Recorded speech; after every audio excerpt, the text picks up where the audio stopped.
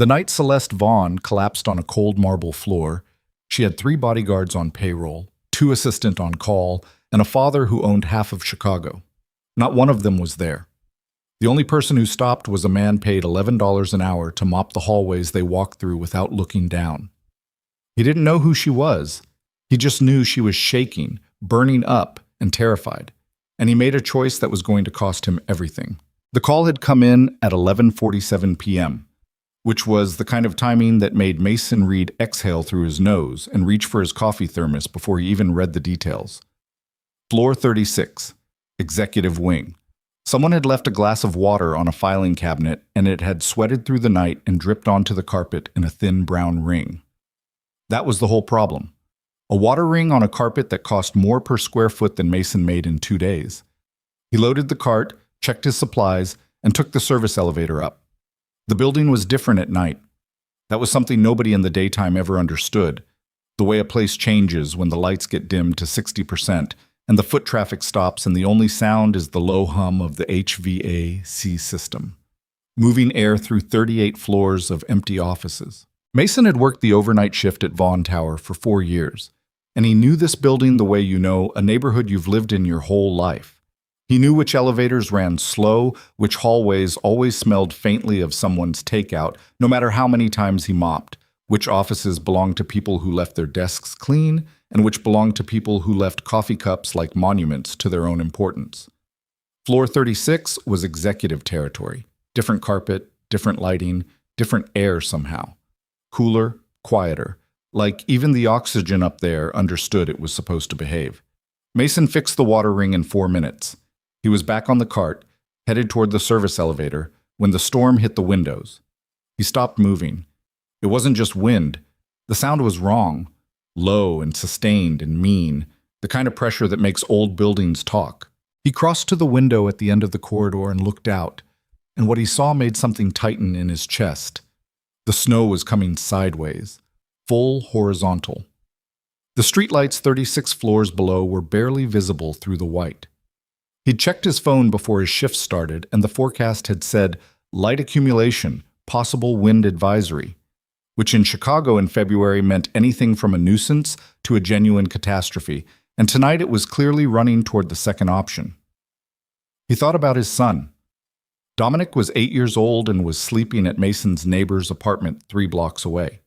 Mrs. Callahan watched him on overnight shifts, had been doing it for 2 years without complaint and with genuine affection, but she was 67 and her building was older than this one, and Mason's mind went to the kind of places a single parent's mind goes when a storm gets loud enough to sound like a threat. He pulled out his phone to text her. She responded in 40 seconds with a photo of Dominic asleep on her couch, his mouth slightly open, her tabby cat curled at his feet. He's fine. You focus. Be safe getting home. Mason let out a breath and pocketed the phone. He pushed the cart back toward the service elevator, and that's when he heard it. It was quiet enough that he almost dismissed it as the storm doing something strange with the building's acoustics. A half sound. Not a crash, not a shout. More like something that should have been a sound but ran out of force before it got there. He stopped. The executive hallway formed an L shape at the far end, turning left toward the private elevator that served the executive suite on the top 3 floors. Mason had never had reason to go down that corridor after midnight. The private elevator required a key card he didn't have access to, and the executives who used it were gone by 6 p.m. on a good day. He heard it again. It was coming from the turn in the hallway. He left the cart and walked toward it. She was on the floor. Not sitting, not leaning, fully down, one arm stretched toward the elevator call panel, like she'd been reaching for it when her legs stopped cooperating. Her coat was one of the expensive kind, charcoal cashmere, the sort of thing that probably cost 3 months of Mason's salary, but it was soaked through at the shoulder where she'd apparently hit the wall going down, and her dark hair was plastered to the side of her face, and her cheek was pressed against the marble floor, and she was shaking in a way that wasn't cold. It was the kind of shaking that happens when a body is trying to fight something from the inside. Mason crouched down fast. He put 2 fingers to her neck before anything else, checking instinct before thought. Her pulse was there, rapid and thin. Her skin was hot enough that he could feel it before he touched her. She opened her eyes. They were dark, glassy, and whatever was behind them was working very hard to stay present. "I'm calling security," Mason said, and then an ambulance. "No."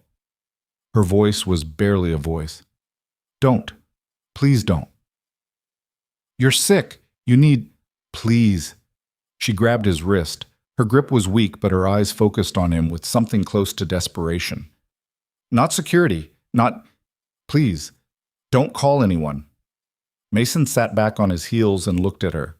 She wasn't confused in the way that made him think she didn't understand what was happening. She understood it fine. She was afraid of something specific, and that fear was the most coherent thing about her right now. "What's your name?" he said. "Celeste." He didn't recognize it. He would not recognize it until much later when he thought back on this moment and understood that the hours that followed were decided entirely in the space between that question and his next one. "Celeste, how long have you been down here?" She closed her eyes. I came back for my phone. Forgot it. The driver was supposed to..." She stopped, swallowed. "He left. He thought I was already gone." "Have you eaten today?" "I don't remember." Mason looked at her for a moment. He looked at the elevator. He looked at the storm pressed against the floor-to-ceiling windows at the end of the corridor. "I'm going to help you sit up," he said. "Slow." "You don't have to, huh?" "I know I don't have to. Slow." He got her upright with one hand behind her shoulder blades, and she leaned forward with her arms on her knees and breathed like someone who hadn't taken a full breath in a while. Up close, she looked younger than he'd initially registered, early 30s maybe. Her makeup, whatever was left of it, had shifted into the lines of exhaustion around her eyes, and her lips were dry and cracked at one corner. "Can you tell me why you don't want security called?" he said. "Specifically." She looked at him, and he had the feeling she was calculating something. How much to say? Whether he was trustworthy, whether she had a choice. "My father owns this building," she said. Mason processed that. "So if security gets called," she continued, "my father will know within 10 minutes. And tomorrow, every decision I've made in the last 3 months will be under a microscope, including the fact that I worked through a fever for 6 days because I didn't want anyone to know I was sick, because sick means vulnerable, and vulnerable means..." She stopped. "It means something I can't afford right now." Mason looked at the windows. The snow was still going sideways. "I live 3 blocks from here," he said. "My neighbor has my son, and she's not going to be able to get him home in this. I'm walking home when my shift ends at 2. You need a doctor." "I have a doctor. I have 2 doctors. I can call them in the morning." "That's 6 hours." "I know how long it is." He studied her. She was stubborn in the way people get when stubbornness is the only tool they have left, when it's not even really stubbornness anymore, but just the last form their strength takes before it gives out. "I can't leave you on this floor," he said. "I'm not asking you to do anything." "I know, but I can't leave you on this floor." She looked at him for a long moment. "Who are you?" "Mason Reed. I clean this building." Something moved through her expression that he couldn't name. "You clean this building, and you're offering to take me to your apartment." "I'm offering to not leave you on a cold floor in a snowstorm. Where you go after that is your call." He paused. "But if you're still here in an hour, someone on the morning crew is going to find you, and then your father knows anyway." She closed her eyes. Fine. 10. Getting her to the service elevator took longer than it should have. She was unsteady in a way that kept surprising both of them. She'd start walking, seem stable, and then the floor would tilt for her in some direction only she could feel, and Mason would have to catch her without making it a production. He kept one hand at her elbow and let her set the pace, which was slow and determined and occasionally involved her stopping to press her palm against the wall and breathe through whatever the fever was doing to her at that particular moment. In the service elevator, she leaned against the wall with her arms crossed over her chest and looked at him the way you look at someone when you're too tired to filter your curiosity. "You're not going to ask me anything," she said. "Like what?" "Like who I am, why I was in the building this late, whether I have..."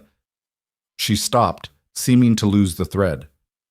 "I figure you'll tell me what you want me to know," Mason said. She made a sound that might have been a laugh in a different context.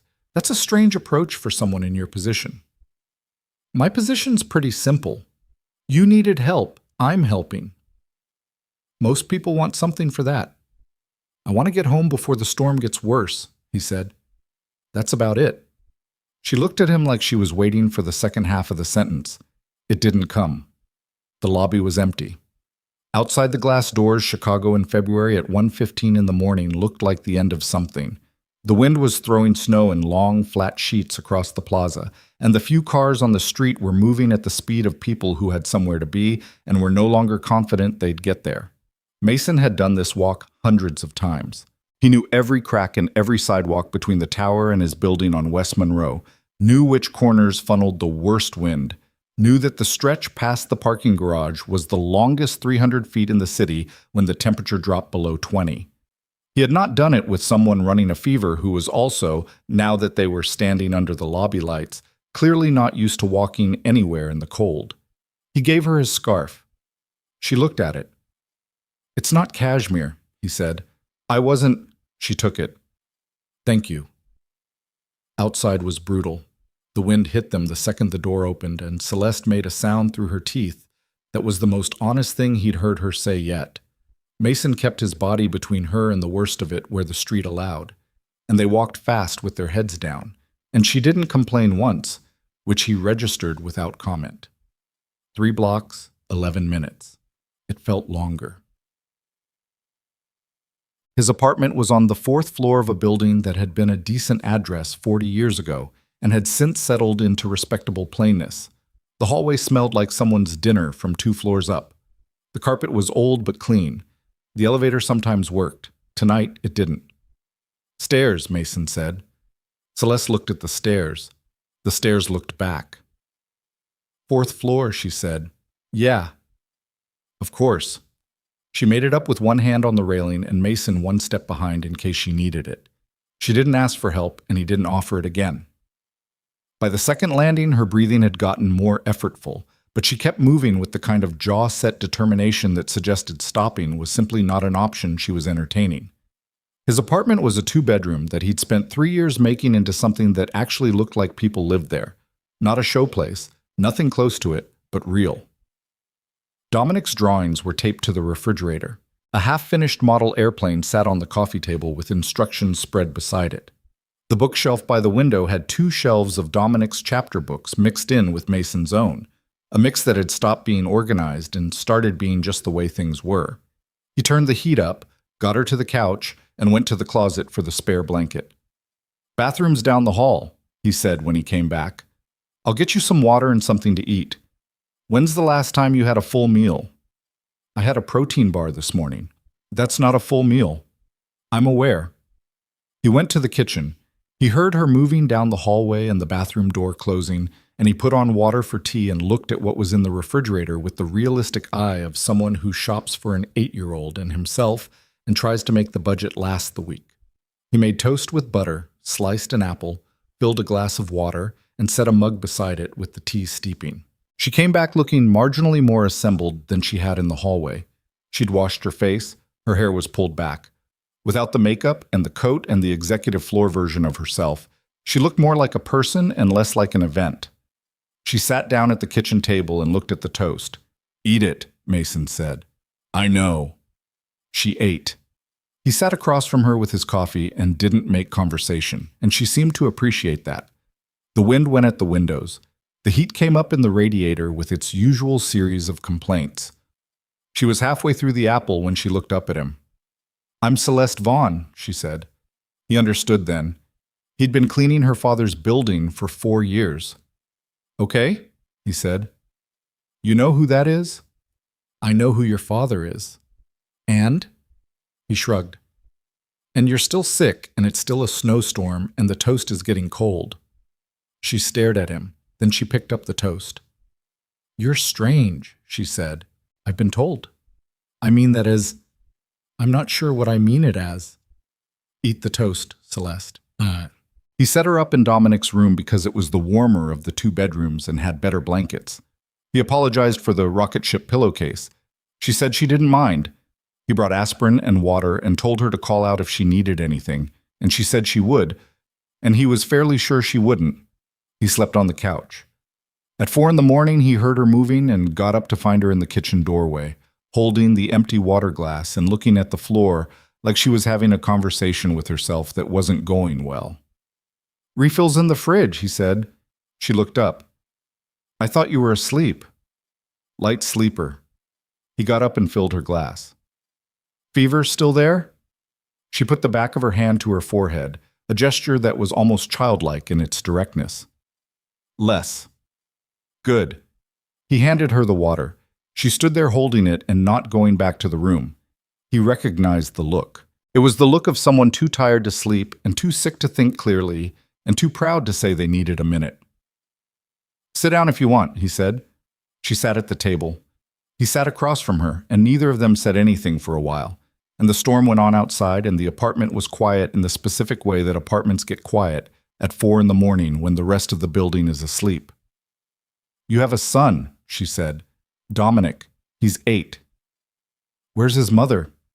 "She left when he was 2. He said it the way he always said it. Not with bitterness, just with the factual flatness of a thing that happened and got integrated. "It's been the 2 of us." She was quiet for a moment. "Do you ever—" She stopped. "Do I ever what?" "Resent it, that you're doing it alone." He thought about it, not performing thinking, actually doing it. "Sometimes I'm tired in a way that I don't have words for," he said. "But no, I don't resent him." He paused. "Is that what you were asking?" "I suppose not." She turned the water glass in her hands. "My father has been alone since my mother died. I was 12. He built the company into something enormous after that, and I think he confused providing for me with making decisions for me.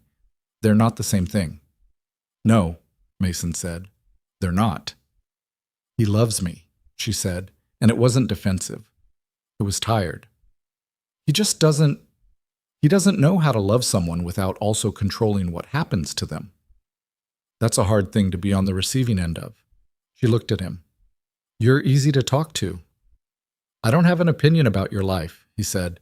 "That probably helps." "Or you do, and you're just not saying it." "Or that." She almost smiled. It was a small thing, more muscle movement than expression, but it was there. "I haven't talked to anyone like this in a long time," she said, "without it being calculated. Everyone I talk to has an angle." "I don't know enough about your world to have an angle." "That's the part that's strange," she said. "You're not impressed by me. Most people are impressed before I open my mouth." "I just met you," Mason said. "I don't know if you're impressive yet." She looked at him for a long moment, and there was something in her expression that he couldn't fully read. Not offense, not amusement, but something in between that was also something else. "I think that might be the most honest thing anyone's said to me in years," she said. He shrugged. "Go back to sleep. You still have a fever." By morning, the storm had emptied itself out. Chicago was white and flattened and still in the way it gets after a major snow, the city not yet awake to the labor of dealing with itself. Mason stood at the window with his coffee at 6:30 and looked out at it. The street was unplowed. The cars were shapes. A single set of footprints crossed the sidewalk below and disappeared around the corner. Dominic would need to be picked up. Mrs. Callahan's building was 3 blocks in the other direction. He texted her to let her know he was heading over, and she responded with a voice memo of Dominic saying, "Dad, I want pancakes," in the voice of someone who has been awake for longer than adults were notified. He knocked lightly on Dominic's bedroom door. "I need to go get my son," he said. "You can stay if you need to. There's food in the kitchen." A pause, then, "Okay, I'll be back in an hour." Another pause. "Mason, yeah, thank you." It came out without any of the previous night's armor on it, just straight and plain and more honest than anything else she'd said since the hallway. "You'd have done the same," he said. She didn't answer that. He didn't press it, force it. Dominic was 8 years old, and approximately the loudest human being Mason had ever encountered in enclosed spaces. He talked from the moment Mason walked in the door and didn't stop through all 3 blocks back, stopping only long enough to notice that the snow was the good packing kind and deploy that information once and then twice and a third time. At the door of the apartment, Mason crouched down. "Hey, there's someone inside. She was sick last night and I helped her out. She'll be gone soon, but I need you to be, okay. You let me finish. Sorry. I need you to be yourself, but like the quieter version. Dominic considered this. I have a quieter version? Find it. He opened the door. Celeste was at the kitchen table with a mug of tea she'd made herself, wrapped in the spare blanket, reading the back of the cereal box with the focused attention of someone who had nothing else to read. She looked up when they came in. Dominic looked at her. Hi, he said. Hi, she said. Are you my dad's friend? She glanced at Mason. He raised his eyebrows in a "this is your situation too" kind of way. I think so, she said. I'm Celeste. I'm Dominic. He put his backpack down and came to the table with the complete absence of self-consciousness that children bring to interactions that adults overcomplicate. Why are you reading the cereal box? There was nothing else to read. There's books. He pointed at the shelf.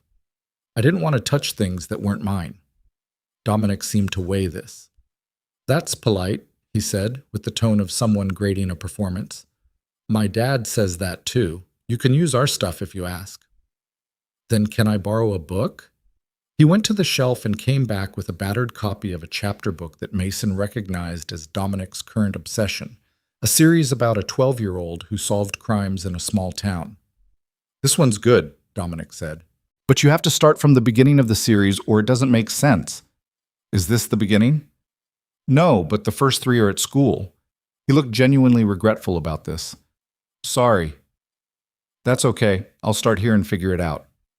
He watched her open it. He seemed satisfied. Then he went to find his father in the kitchen. Mason was making eggs. Dominic appeared in the doorway and stood there with the look he got when he was processing something. She's nice, he said. She seems like it. Is she sick? Getting better. Can she have eggs? She can have eggs. Dominic nodded once, like this confirmed something, and went back to the table. She left at noon. The streets were partially clear by then. The plows had gotten through on the main roads, and the city's version of getting back to normal was underway, which meant slush and exhausted-looking people with shovels and the specific post-storm grayness of Chicago when the sky runs out of weather to throw at you. She'd gotten her coat from the closet, she'd folded the blanket, she was standing at the door, and the two of them were doing the uncomfortable thing that happens when a significant night reaches the part where it has to turn back into regular life. I'll have my assistant get your information, she said. I want to. You don't need to do anything. I want to. Celeste. He looked at her. I'm not looking for anything from you. That's not why. I know. She said it quickly, and then softer. I know. I'm not used to people not wanting something. I noticed. It makes me not know how to behave. You did fine, he said. Get some rest. Actually, rest. She looked down the hallway, then back at him. That model airplane on the coffee table, she said. Dominic's? We're building it together. We're about halfway. She nodded slowly. Something moved across her face that she didn't explain, and he didn't ask. Okay, she said. Thank you, Mason. Stay warm, he said. She went down the hallway.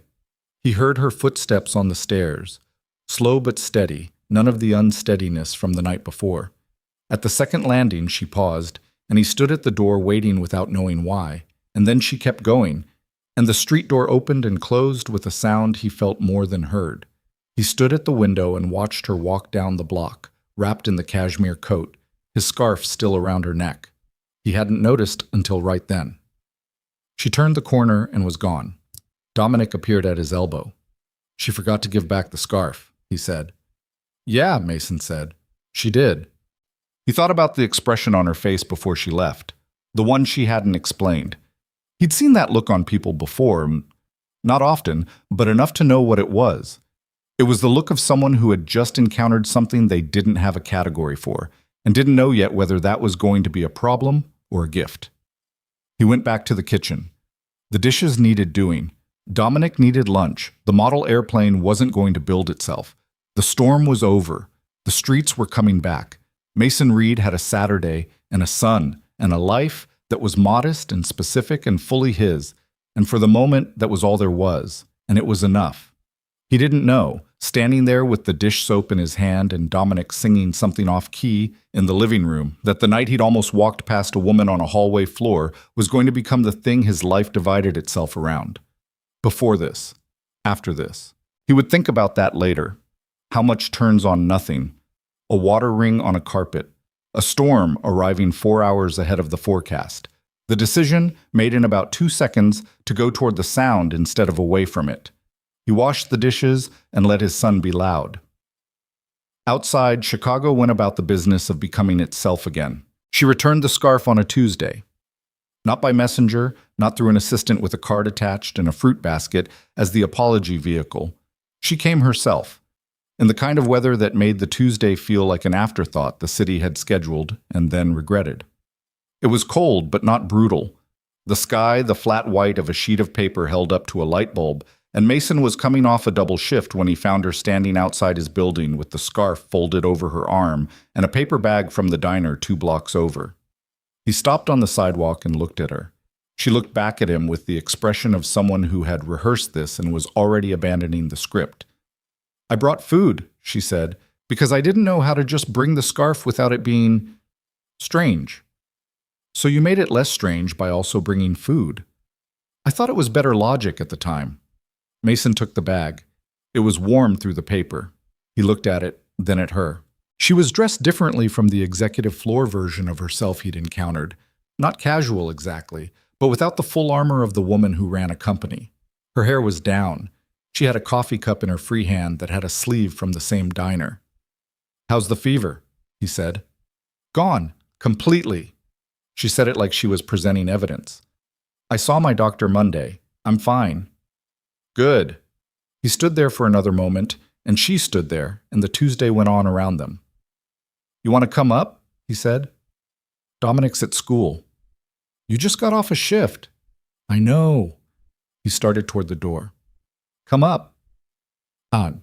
She sat at his kitchen table again, which he noticed she did with less ceremony this time, pulled out the chair, sat down, put her coffee on the table without asking if that was okay. Small thing. He registered it. He unpacked the bag. She'd gotten enough food for 2 people, which meant she'd planned on this going a certain way, which meant she'd thought about it beforehand, which meant something he wasn't going to examine too closely at 10 in the morning after a double shift. "You didn't have to do this," he said. "I know. I wanted to." She paused. I don't do things like this. Showing up somewhere. I have people who do things for me, and I've been trying to figure out whether that's efficient or whether it means I've forgotten how to do anything myself, and the scarf seemed like a good test case. A scarf as a test case. For whether I still know how to be a person. He sat across from her with his coffee and the container of eggs she'd had them pack and looked at her. "And?" "I found the diner by myself. I ordered. I carried it here. I think I'm passing." She wasn't quite smiling, but the stiffness was less than it had been. The woman at the counter asked if I was new to the neighborhood, and I didn't know what to say. "What did you say?" I said I was visiting a friend. The words sat between them for a second. "That work?" he said. "She gave me extra hot sauce," Celeste said, "so I assume yes." He ate. She drank her coffee and picked at the edge of a piece of toast, the way he'd noticed she did when she was hungry, but her body hadn't fully agreed to the process yet. She was looking at the model airplane on the coffee table, which had progressed since she'd last seen it. The fuselage was complete now, and the wings were laid out beside it with the careful organization of someone who'd been following instructions seriously. "You and Dominic do this together," she said. "Saturday mornings mostly, when I'm not working." "He seems patient for an 8-year-old. "He's not. He just really wants the plane." Mason set down his fork. "He talks about it all week, what piece we're going to do next. I think he's got a spreadsheet somewhere." She looked at the plane. "His mother, she really just left?" "Yeah. Just left. Both of you." She wasn't ready to be a parent. Maybe she still isn't. I don't know. I haven't talked to her in 6 years. He said it without performance. "Dominic asks about her sometimes. I tell him what I can without making it something it wasn't." "What does that mean?" "It means I don't tell him she was a bad person. She wasn't. She was just someone who made a choice and couldn't unmake it. He drank his coffee. He deserves to figure out how he feels about her when he's old enough to do that without me in the middle of it. Celeste was quiet for a moment. He watched her think about that. My father never let me figure out how I felt about anything, she said. He always had the answer ready. Here's what happened. Here's what it means. Here's how we move forward. She turned her coffee cup on the table, a small rotation. After my mother died, there was no room to just be sad. There was a schedule. Grief counselor on Wednesdays, back to school in 3 weeks. He thought getting back to normal was the same as healing. How old were you? 12, I told you. Right. He paused. Did you ever go back and actually grieve it when you were older? She looked at him like the question was slightly unexpected. I don't know. I think I just built around it, like it became structural, part of the foundation. That sounds exhausting. It is, she said simply. It's very exhausting. The apartment was quiet around them. Somewhere down the hall, a pipe ticked in the wall. Outside, the white sky was just the white sky. Why are you here, Celeste? He said. Not unkindly, just directly. She didn't dodge it. Because that night was the first time in a long time that I was just a person. Not a CEO, not a Vaughn, not my father's legacy, or the press's version of me, or the board's expectation. I was just a sick person on a floor, and you were just you. And it didn't have any other layer to it. She looked at the table. I'm not very good at things that don't have another layer. Most people aren't. You seem like you are. I've had to be, he said. When it's just you and a kid, you don't get to be complicated about the basics. You just deal with what's in front of you. She nodded slowly. My assistant asked me this morning where I was going, and I told her I had a personal errand, and she looked at me like I'd announced I was taking up hang gliding. A pause. I don't have personal errands. Everything is scheduled, everything is organized, everything has a purpose in the larger structure. She looked up at him. This doesn't have a purpose in the larger structure. Is that okay? I'm sitting here finding out. She came back the following week. And the week after that. It wasn't a plan exactly. It didn't have the shape of something planned. It had the shape of something that kept happening because neither of them moved to stop it. She would text, not calling, always texting, as if a call required more commitment to the reality of what this was, and ask if he was around. He usually was, on the days she could get away from the office. She'd come in the late morning or early afternoon when Dominic was at school and Mason was either just off a shift or between obligations, and they'd sit in his kitchen or sometimes on the couch with the half-built airplane between them like a chaperone. She was different in his apartment than she was in any context he'd ever heard described about her. He'd started doing his own basic research, not obsessively, just with the curiosity of someone who wanted to understand what they were actually dealing with. Celeste Vaughn was 30 years old and had been CEO of Vaughn Development Group for 3 years, having been handed a combination of mentorship and expectation from her father, the legendary Frederick Vaughn, since she was old enough to sit through board meetings without fidgeting. The press covered her in 2 modes, the brilliant and ruthless mode and the ice queen mode, both of which seemed to be different angles on the same basic story about a woman who had never once been caught off guard in public. In his apartment, she left her shoes by the door without thinking about it. She made her own tea and once, without asking, washed the 2 mugs that were sitting in the sink because she'd run out of something to do with her hands while they were talking. She had opinions about Dominic's chapter book series that she'd apparently now decided to read from book 1, having found the full series online and read the first 2 in a single evening in a way she seemed mildly embarrassed about. They're good, she said defensively when he caught her expression. The plotting is clean. The kid actually makes mistakes and lives with the consequences. Dominic's going to want to talk to you about them. I know. I have thoughts prepared. He's 8. He'll have good thoughts, too. The first time Dominic came home while she was there, a Tuesday, an early release day that Mason had written down wrong, the kid walked in the door, processed Celeste's presence on the couch with the chapter book, and said without preamble, "You're at book 4 already?" 3, she said. He sat down on the other end of the couch, and they talked about the books for 20 minutes with an intensity that Mason watched from the kitchen doorway with something he didn't have a clean name for. Dominic had strong feelings about the secondary characters that Celeste apparently shared, and when they disagreed about whether the antagonist in Book 2 was underwritten or deliberately ambiguous, they disagreed with the specific seriousness of people who had both read the same thing carefully. Later, when Celeste had gone, Dominic was at the kitchen table doing homework and said, without looking up from his worksheet, "I like her." "Yeah?" "She doesn't talk to me like I'm little." "No," Mason said, "she doesn't." Dominic erased something, blew the shavings off his paper. "Is she your girlfriend?" "She's a friend." "Okay." A pause. "She could be." "Do your homework." "I'm doing it." Another pause. "I'm just saying."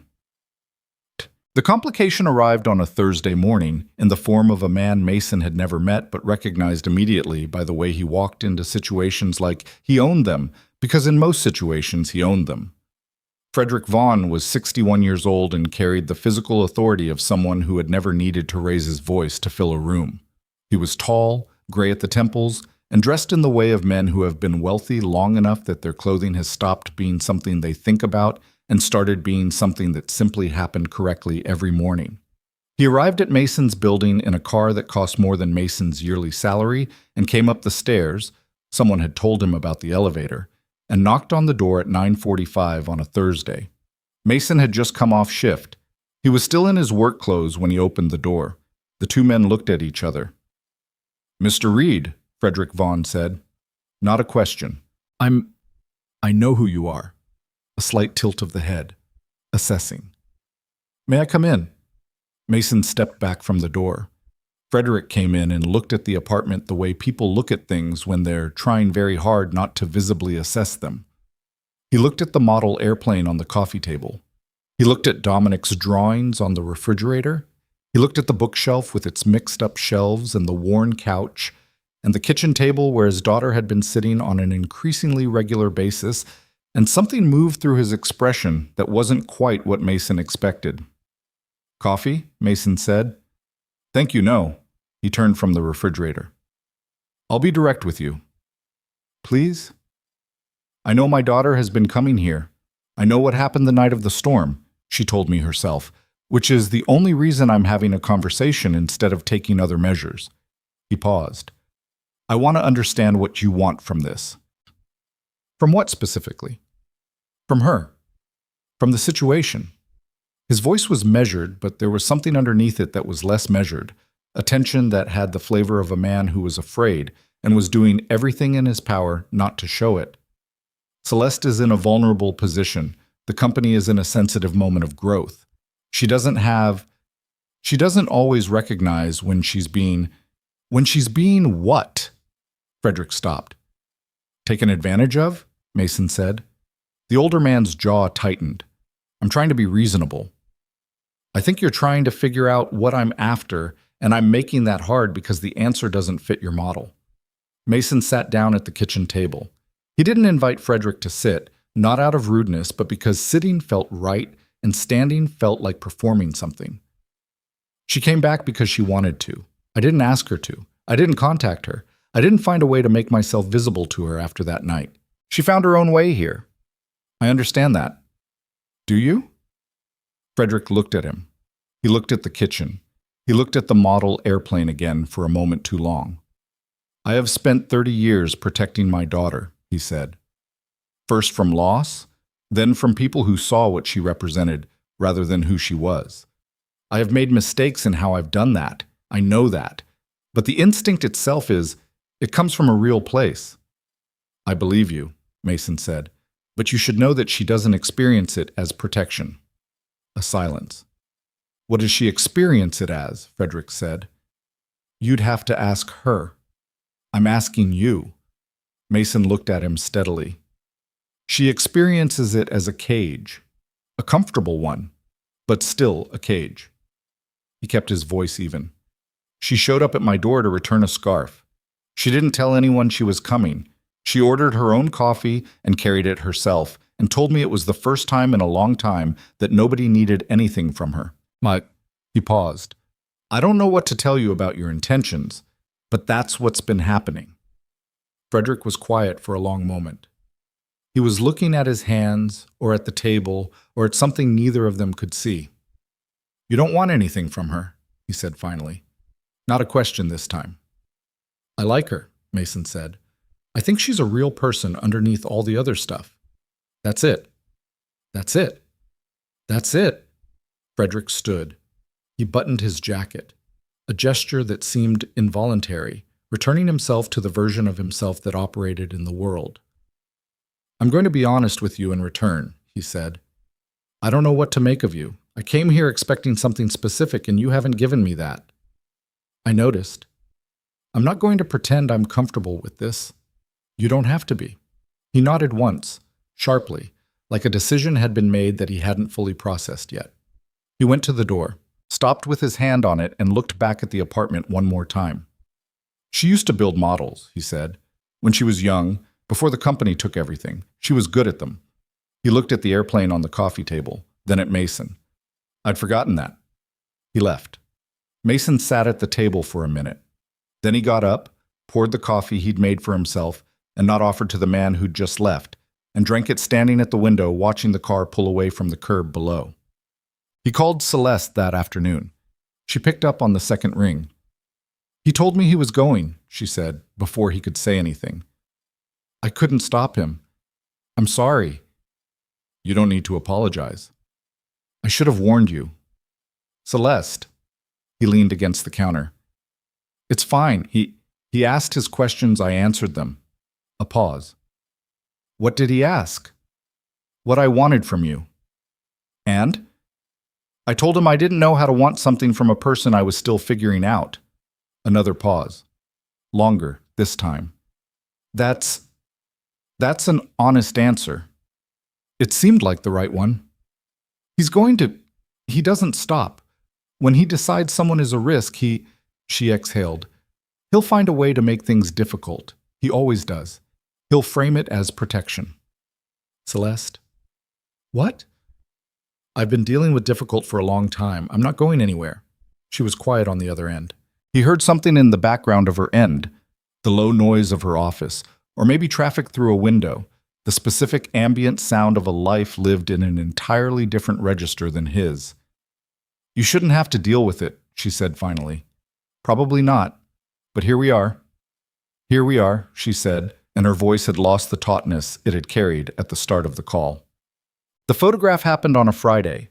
Mason never found out who took it. Someone with a phone, probably, standing on the sidewalk below his building at the wrong, or the right, depending on what they were trying to accomplish, moment. Celeste leaving. Mason at the door. Nothing in the image that was anything other than two people saying goodbye at a doorway, but everything in it that the internet needed to turn it into a story.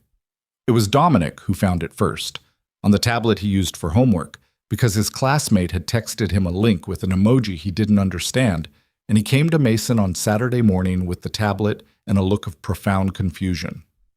"Dad," he said, "there are a lot of articles with your face." Mason took the tablet. The headline on the first one read, "Vonend on Empire Heiress spotted at janitor's apartment. Who is Mason Reed?"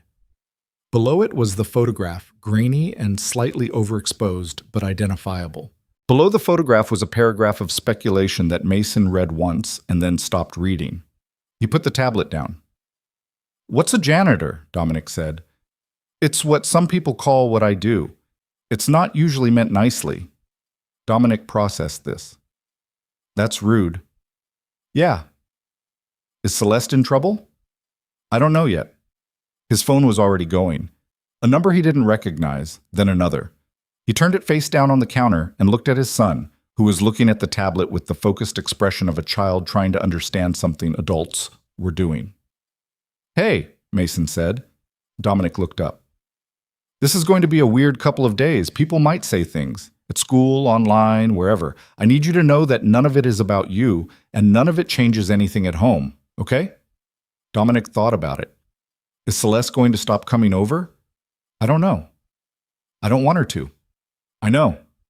He reached over and squeezed his son's shoulder. "Let me make some calls. Go eat breakfast." Dominic went. Mason turned his phone over and looked at the 17 missed calls and the text from Celeste that read only, "I'm sorry, I'm so sorry. Can I call you?" He typed back, "Yes." She called in 30 seconds. "I'm handling it," she said. She sounded like someone who had been awake since 5 in the morning and had already had 4 different conversations that had gone badly. "My PR team is already—" "Celeste, there are 3 different tabloids that have already run something, and 2 financial news outlets that are treating it like it's relevant to quarterly projections, which it isn't, but my father's already called twice and the board chair sent an email at 6 a.m., which means someone briefed him and I don't know who—" "Celeste." His voice was steady. "Are you okay?" A pause. The noise of her end stopped for a second, like she'd walked into a different room or pressed herself into a corner somewhere. "No," she said. "Okay." He sat down. "Tell me what's actually happening, not the PR version. What's actually happening?" She exhaled. "My father is furious. Not at you specifically, or not only at you, but at the situation, at the exposure, at the fact that he found out through a Google alert instead of from me. The board is nervous because nervous is their default state whenever anything touches the family name. My COO sent me a message that was politely worded, but basically said the optics were a problem." She stopped. "And I'm sitting in my office and I can't tell if I'm more angry at all of it or more scared." "Of what?" "Of it working," she said. "That's the thing, Mason. They're not wrong that this kind of pressure works. People fold. I've seen it. The people around me have always folded eventually because the resources my father can bring to bear on a situation they're significant. I'm not going to fold." "You don't know that yet." "Yes," he said. "I do."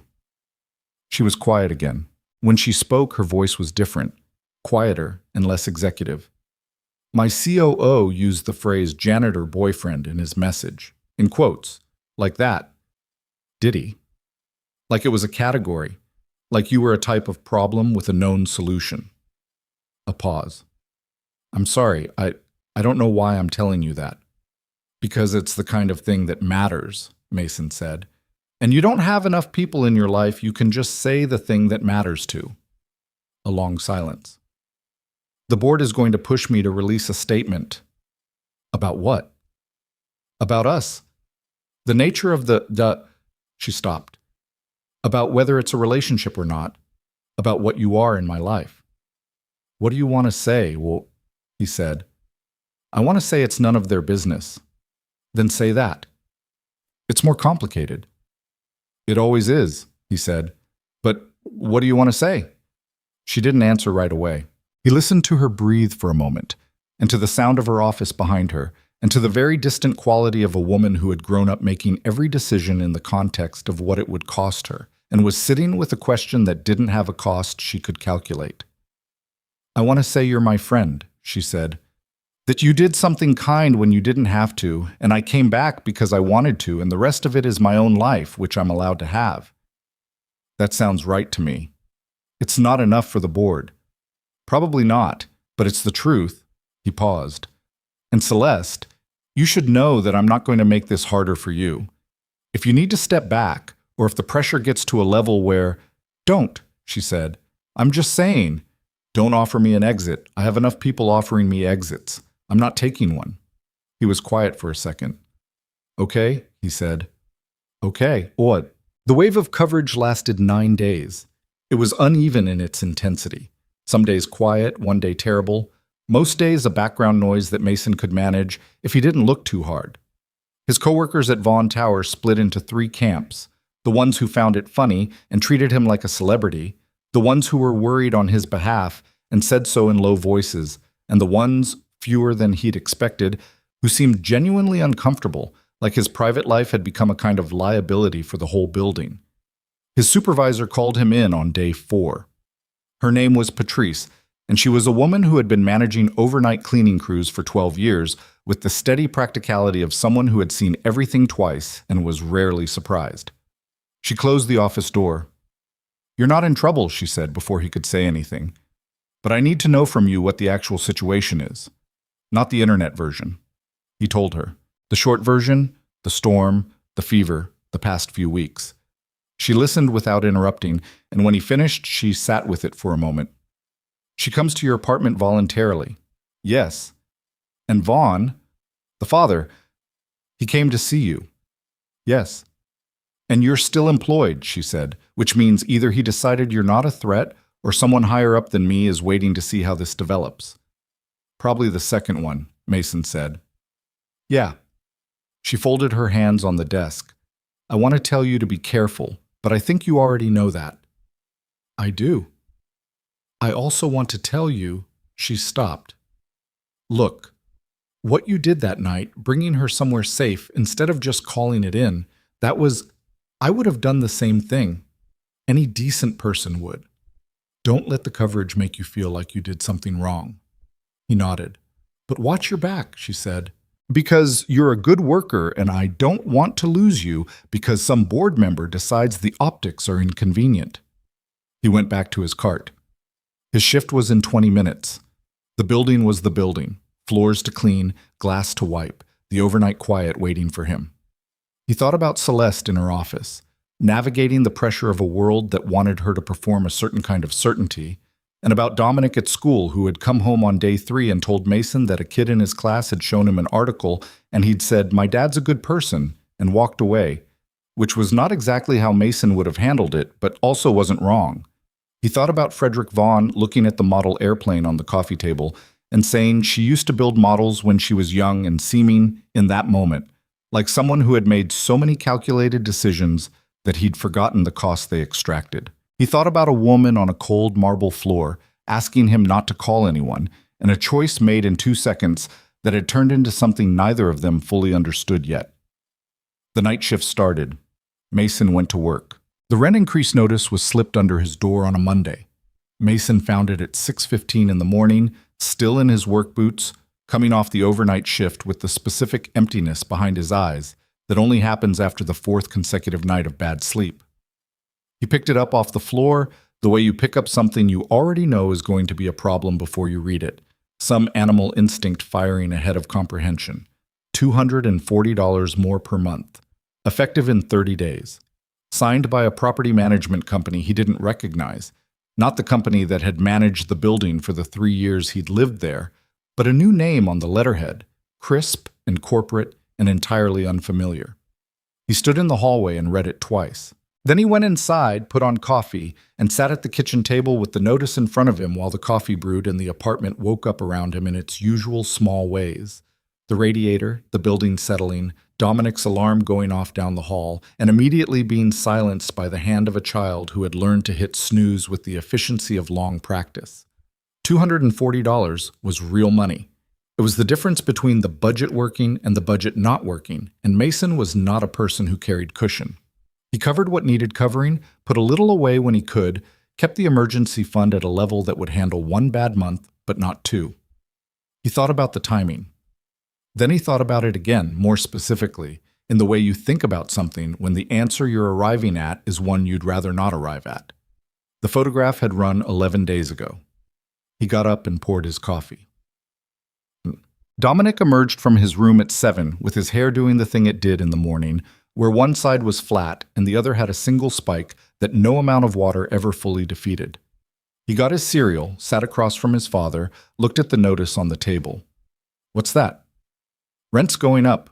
Dominic chewed. By how much? Enough. Are we going to have to move? Mason looked at his son. Dominic was asking the question the way he asked most practical questions, not with panic, but with the calibrating seriousness of a kid who had grown up in a household where things sometimes got tight, and the response to things getting tight was to understand the situation and deal with it, not to fall apart. Not if I can help it, Mason said. But maybe. Maybe. Dominic nodded, ate his cereal. If we move, can we still be near Mrs. Callahan? That would be the plan. Okay. A pause. Does Celeste know? Not yet. Are you going to tell her? Eventually. Why not now? Mason looked at his coffee. Because I don't want her to feel responsible. Dominic considered this with the solemn pragmatism of 8 years old. But what if she is? Whether she is or isn't doesn't change what I have to do about it. His son seemed to accept this, though Mason could tell he wasn't fully convinced. Dominic had developed an attachment to Celeste that was uncomplicated in the way a child's attachment to a person could be uncomplicated. She was good to him. She talked to him like his opinions mattered. She'd brought him the fourth book in the series and left it on the table with a post-it that said, "Don't tell me what happens. I'm getting there." And Mason had watched his son quietly reorganize his understanding of what their household was and could be. And he hadn't corrected it, because he didn't know how to correct something he wasn't fully sure was wrong. The thing about sustained pressure is that it doesn't announce itself. It doesn't come as a single dramatic moment where everything lands at once and you know exactly what you're dealing with. It comes in increments, each one small enough to rationalize, close enough together that the pattern takes time to see clearly. The rent notice was the first increment of that week. The second came on Wednesday when Mason's supervisor Patrice called him into her office again with the door closed again and the look of someone delivering news she hadn't chosen to carry. "There's been a complaint," she said. He waited. "Anonymous. Filed through the building's HR system, not through me, which means it went over my head before I even knew about it." She slid a printed email across the desk. "It alleges that you used your access to executive floors to make inappropriate contact with a building tenant." Mason read the email. It was careful language, not accusatory in any way that could be directly challenged, but structured to imply that his presence on the 36th floor the night of the storm was something other than a work assignment. The word inappropriate appeared twice. The word unauthorized appeared once. "I was doing my job," he said. "I was assigned to that floor. It's in the work log." "I know that." "Who filed it?" "Anonymous means I can't tell you even if I knew." Patrice leaned back. "I'm required to document that the complaint was filed and that we discussed it. I'm not required to take further action unless there's a pattern, and there isn't a pattern." She looked at him steadily. "But Mason, this isn't coming from inside this building. Nobody on this crew filed this complaint. This came in from somewhere else, through the system, and whoever filed it knew exactly how to use the HR process to make it visible without giving you anything to push back against." He took the paper, read it again, put it back on her desk. "Keep doing your job," Patrice said, "and watch what you touch and when and where you go, because right now someone is building a paper trail and they haven't decided where they want it to lead yet." He went back to his shift. That night, cleaning the 22nd floor, he went through the possibilities with the quiet, methodical attention he applied to most problems. Frederick Vaughn had come to his apartment, asked his questions, and left without making an explicit threat. But that didn't mean threats weren't being deployed through other channels. Or it was someone at the board level, acting either on Frederick's behalf or on their own reading of what needed protecting. Or it was someone who had seen the photograph and made calculations. He didn't have a way to know which. He only had the rent notice and the HR complaint and the understanding that someone with resources was turning knobs. On Friday, the second photograph ran. This one was different from the first. The first had been incidental.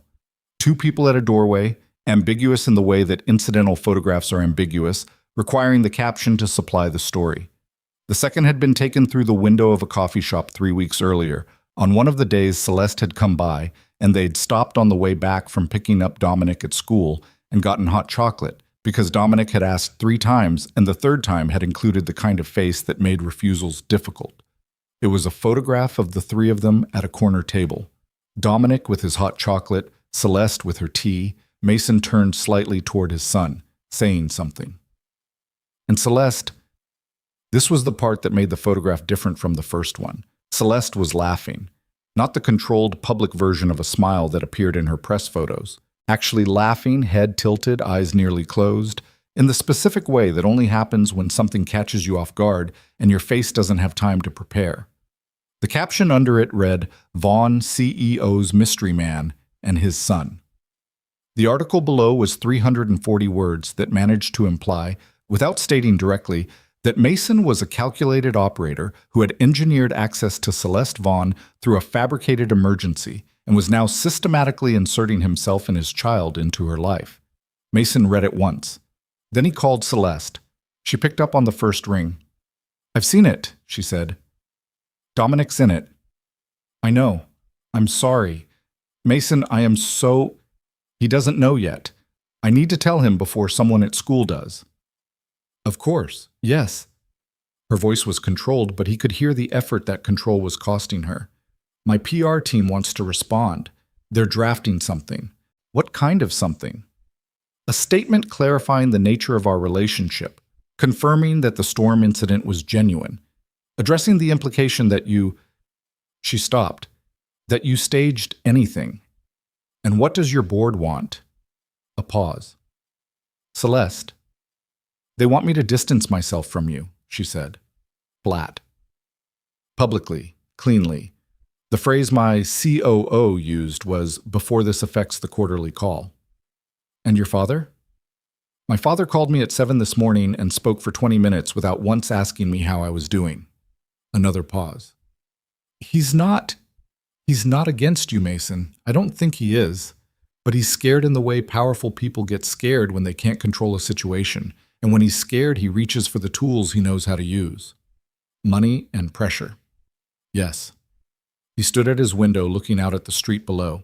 A woman was walking a dog in the cold, the dog stopping every 4 steps to investigate something invisible. The woman waiting with the patient resignation of someone who had accepted this was how walks worked. What do you want to do? He said. She stopped. I want to not let them make this into something shameful. That's what they're doing, Mason. They're reframing it. Taking something that was just 2 people, a friendship, something real, and making it into a scandal with a predetermined ending where you're a villain and I'm an idiot who got played. Her voice had an edge to it now, not at him, but the kind of edge that forms when someone has been angry for a long time and finally stops managing it. I'm not going to do that. Then don't. The board meeting is in 2 weeks. There's already been language about a formal review of my decisions over the last quarter. Would they actually? They could make things very uncomfortable, she said. They don't have grounds to remove me. I have enough share control to prevent that. But they could create noise, and noise is expensive, and it makes investors nervous, and nervous investors have their own ways of making things difficult. She exhaled. This is the part where it gets ugly. Has it not been ugly? This is uglier. He thought for a moment. What would you do if none of this existed? If there was no board, no press, no father, what would you actually do? The question sat on the line between them for a second. I'd come over, she said quietly. I'd help Dominic with that airplane. I'd eat whatever's in your refrigerator and not apologize for it. A pause. I'd just be there. Then be there, he said. Everything else we deal with as it comes. She arrived at 4 that afternoon with a bag of groceries and the specific look of someone who had made a decision and was no longer second-guessing it. Dominic was home from school and had been told about the photograph in the straightforward way Mason handled things he couldn't protect his son from. This happened, here's what it says, here's what's actually true, you can have feelings about it. Dominic's feelings about it had been, in order, confusion, then a short flare of indignation on his father's behalf, then the pragmatic 8-year-old question of whether the article was going to affect whether they finished the airplane. It's not, Mason had said. Good, Dominic had said, and gone back to his homework. When Celeste came in, Dominic looked up from the coffee table where the airplane had been moved for the evening session and said, Did you see the thing? The article? She said. Yeah. I saw it. It was rude, he said, with the simple certainty of someone who hasn't yet learned to qualify their moral assessments. They made it sound bad, but it wasn't bad. Celeste set her grocery bag on the counter and looked at him. No, she said, it wasn't bad. Hot chocolate is not bad. It's objectively good, she said. Dominic nodded, satisfied, and turned back to the airplane. Celeste caught Mason's eye across the kitchen counter, and for a second her expression was the most unguarded he'd ever seen it. Not the laughing in the coffee shop version, but something quieter and more internal, a look that acknowledged what Dominic had just done without the vocabulary to process it. He turned away and started unloading the groceries so she could put her face back together in peace. The board meeting happened on a Thursday, 2 weeks after the second photograph, and Mason knew about it only because Celeste texted him the night before. Meeting tomorrow. Going to be unpleasant. I'll call you after. He responded, "I'll be here." He worked his shift that night with the specific quality of distraction that comes when something important is happening somewhere you can't see. Not worry, exactly. He'd made peace with the fact that the situation was outside his direct control, and that worrying about Celeste in a boardroom was like worrying about the weather, useful for nothing. But awareness. The particular heightened alertness of someone who knows the world is moving and can only feel the edges of it. He got home at 6:30, slept until noon, picked up Dominic from school, made dinner. She called at 7. "I didn't fold," she said before he could say anything. He exhaled. My COO stood in front of 12 board members and used a PowerPoint, an actual PowerPoint, to illustrate why my personal associations were a liability to shareholder confidence. Her voice had the quality of someone who had been holding something tightly for several hours and was now allowing themselves to set it down. He had graphs about us, about reputational adjacency risk. He did not once look at me directly while he was presenting. "What did you do?" I let him finish. Then I stood up and I said that the company had grown its portfolio by 19% in the past 2 years under my leadership, that my personal life had not once interfered with a board decision or a financial outcome, and that if the board wanted to spend its time creating PowerPoints about my friendships instead of reviewing the Q4 projections that were sitting in their folders, they were welcome to do so, but they'd be doing it without my participation. She stopped. Then I sat down. "How'd that land?" 3 board members looked at their folders. 2 looked at my father, 2 looked at their phones. "And your father?" She was quiet for a moment. "He looked at me. He didn't say anything." The chair moved to the next agenda item. Another pause. It's not over. Nothing's resolved, but I didn't let them make me say the thing they wanted me to say. Which was? That you were a mistake, that I was embarrassed, that the association was inappropriate, and I was ending it. Her voice was steady, but there was something under it. "I wasn't going to say that."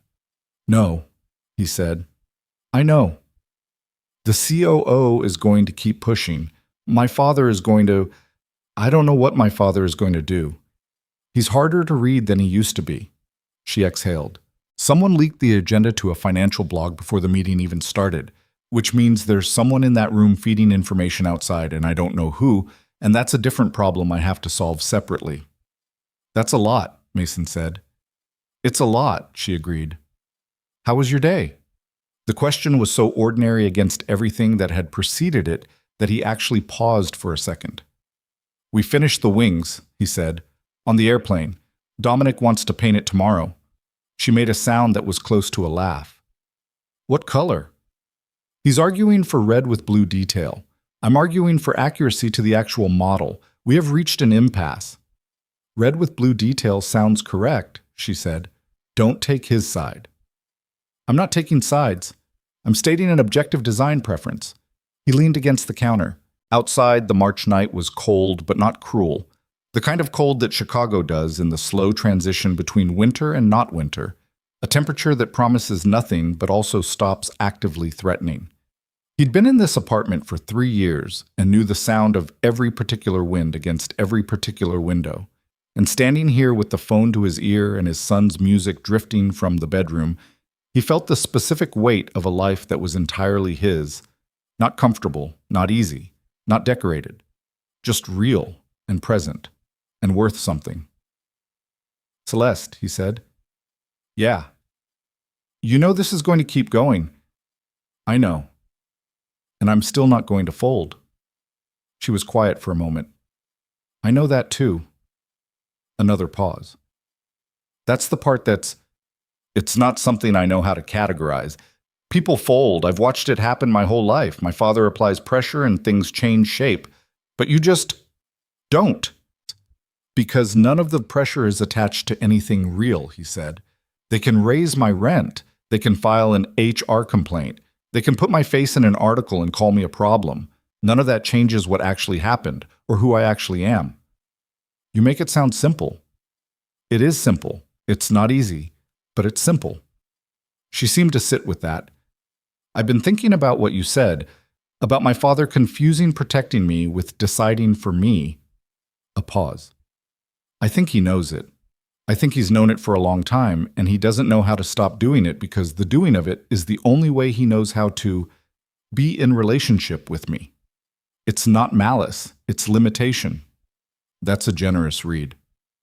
Maybe, or maybe I've just been angry at him long enough that I'm getting tired. Those can both be true, Mason said. They can, she said. They are, I think, Chut. The piece that ran in the financial press 10 days later was different from the tabloid coverage. It was long and researched, and its author had clearly made calls to people who worked in Mason's building, to former colleagues, to residents of his neighborhood who had apparently been willing to talk to a reporter about their neighbor without fully understanding what they were contributing to. The article's thesis was not exactly that Mason was a predator. It was more sophisticated than that, and therefore harder to push back against. Its thesis was that Celeste Vaughn, brilliant and overworked and isolated by the structure of her position, had developed what the article described as an attachment of uncertain nature to a maintenance worker in her father's building, and that this attachment represented either a personal instability that should concern investors or a calculated play by Mason to leverage proximity into something more advantageous. It quoted 3 anonymous sources familiar with the Vaughn family's concerns. It quoted one person who described Mason as a decent enough guy, but way over his head, which maybe that's the point. It did not quote Mason because nobody had called Mason. He read it at the kitchen table at 7 in the morning with his coffee, and then he put his phone face down and sat with it. The thing that hit him hardest was not the implication about his character. He'd expected that and had built a surface over which that kind of thing could slide. What hit him was the description of Celeste, the clinical, flattening reduction of her into a woman with questionable judgment, the way the article took every quality he'd come to genuinely respect about her and reframed it as either a vulnerability or calculation. Her willingness to come to a stranger's apartment had become impulsivity. Her returning of the scarf had become strategic positioning. Her presence in his kitchen and her arguments with his son about book series had become, in the article's language, an unusual pattern of behavior for a CEO navigating an already scrutinized tenure. He thought about her laughing in the coffee shop, the way her face had done it without asking permission. He thought about Dominic saying she doesn't talk to me like I'm little. He picked up his phone. He didn't call Celeste. He called his sister in Milwaukee, because his sister was the person he called when he needed to say something he hadn't figured out yet out loud. Dana Reed was 35, worked in hospital administration, had 2 kids of her own, and possessed the specific combination of bluntness and love that made conversations with her useful in the way useful things are slightly uncomfortable. "Tell me about the article," she said without preamble, because she'd already read it. He told her what he felt. Not the practical situation. She had eyes and could read, but what it was doing to him, the way it made him feel watched, the way it had taken something private and subjected it to analysis that had no relationship to the actual thing, the way he kept coming back to Celeste's face in that photograph, the laughing one, and feeling something protective and also something uncertain. "Do you love her?" Dana said. "We've known each other 3 months. That's not an answer." He looked at the ceiling. "I don't know what I am. I know I look forward to her being here. I know I feel steady around her in a way I don't feel with most people. I know she's more than what the world sees." "You know that's not nothing," Dana said. "I know. And she?" "She showed up to a board meeting and refused to publicly say I was a mistake." "Yeah, Mason, she loves you too." "Dana, I'm not being romantic. I'm being accurate. A woman with a 9-figure portfolio does not sit in front of 12 board members and eat the reputational cost of not throwing you overboard unless the thing is real." A pause. "Mom would have liked her." "Don't. I'm just saying." "I know what you're saying." He was quiet. Through the window, Chicago was doing the thing it does in March when it's trying to decide whether to be winter or not. The sky the color of a damp newspaper, the trees not yet committed to anything. "What are you going to do?" Dana said. "Keep going," he said. "Keep being exactly who I am. Because the only way I lose this is if I become something I'm not." His sister was quiet for a moment. "That's either very simple or very wise." "Hopefully both," he said. Chet. 2 days after the article ran, Mason was called into a meeting with the building's HR department. This one was formal, not Patrice's office, but a conference room on the 8th floor with a woman named Gloria Marsh, who introduced herself as the Director of Employee Relations and had the specific courteous efficiency of someone paid to manage situations before they became liabilities. The complaint had been escalated. There was now a second anonymous complaint, building on the first, adding the detail that Mason had allegedly represented himself to building tenants in a way inconsistent with his employment role. Mason sat across the table from Gloria Marsh and asked, with genuine curiosity, "What does that mean, specifically?" She consulted her document. "The allegation is that you presented yourself as a person of greater authority or familiarity than your employment status warranted in order to make personal contact with a tenant." He looked at her. "Someone is alleging I lied about being a cleaner in order to, what? Get closer to a woman I found collapsed on the floor? The complaint uses different language." "I imagine it does." He kept his voice level. "I found someone sick and alone during a snowstorm. I helped her. I didn't misrepresent my position to anyone. She knew what I did for a living within the first 2 minutes." Gloria Marsh wrote something on her notepad. "Do you have any documentation of the events that night?" "I have a work log showing I was assigned to that floor. I have a time card showing my shift hours. I have—" He stopped. "I don't have documentation of being a human being, no." She looked up from her notepad. Just for a second, something passed through her expression. Not sympathy exactly, but recognition. The kind of look someone gets when they understand that the thing they're administering is not really the thing it's presenting itself as. "Mr. Reed," she said, "I need to complete the formal documentation. I'm going to ask you to submit a written account of the events in your own words by end of week. I want to be clear that this does not constitute disciplinary action. This is a process. And if the process keeps producing anonymous complaints?" She looked at her notepad. "Each complaint must be individually evaluated." "Right," he said. "Each one individually. By people who don't know who filed them. Convenient process." She didn't respond to that, which was its own kind of response. He submitted the written account that evening. 4 paragraphs. Factual, specific, dated. He printed 2 copies and kept one. The night after the HR meeting, Celeste came over later than usual, almost 9, Dominic already in bed, and sat at the kitchen table with her coat still on for a few minutes, like she hadn't fully arrived yet. She looked like someone who had been making controlled expressions all day and was not yet sure she was in a place where she could stop. He put tea in front of her. She took off her coat. "My father came to my office today," she said. Mason sat down. He didn't lecture. It wasn't a performance. He came in and he sat down and he said, she stopped, cleared her throat. He said he'd made calls, the rent notice, the HR complaints. He said he didn't authorize them. He said someone on his team interpreted what he wanted and went further than he intended. "Do you believe him?" She thought about it. "I believe him that he didn't make a direct phone call and say, 'Raise this man's rent.' I believe he created an environment where someone thought that was the helpful thing to do." A pause. "He's not absolved by the distinction, but I think it's real." "What did he do about it?" "He told me the rent adjustment was being reversed. He said he'd deal with his team." Her hands were wrapped around the mug. "And then he asked me a question I didn't know how to answer." "What question?" She looked up. "He asked me what I actually wanted. Not from the company, not from the position, from my life." She held his gaze. "I don't think he's asked me that since I was a child." "What did you say?" "I said I wanted to stop being afraid of getting it wrong." She said it quietly, without drama, like a thing she'd been carrying for so long it had lost its weight in the saying of it. "I told him I'd made one genuinely good decision in the last year, and it had nothing to do with a merger or a portfolio or a board presentation.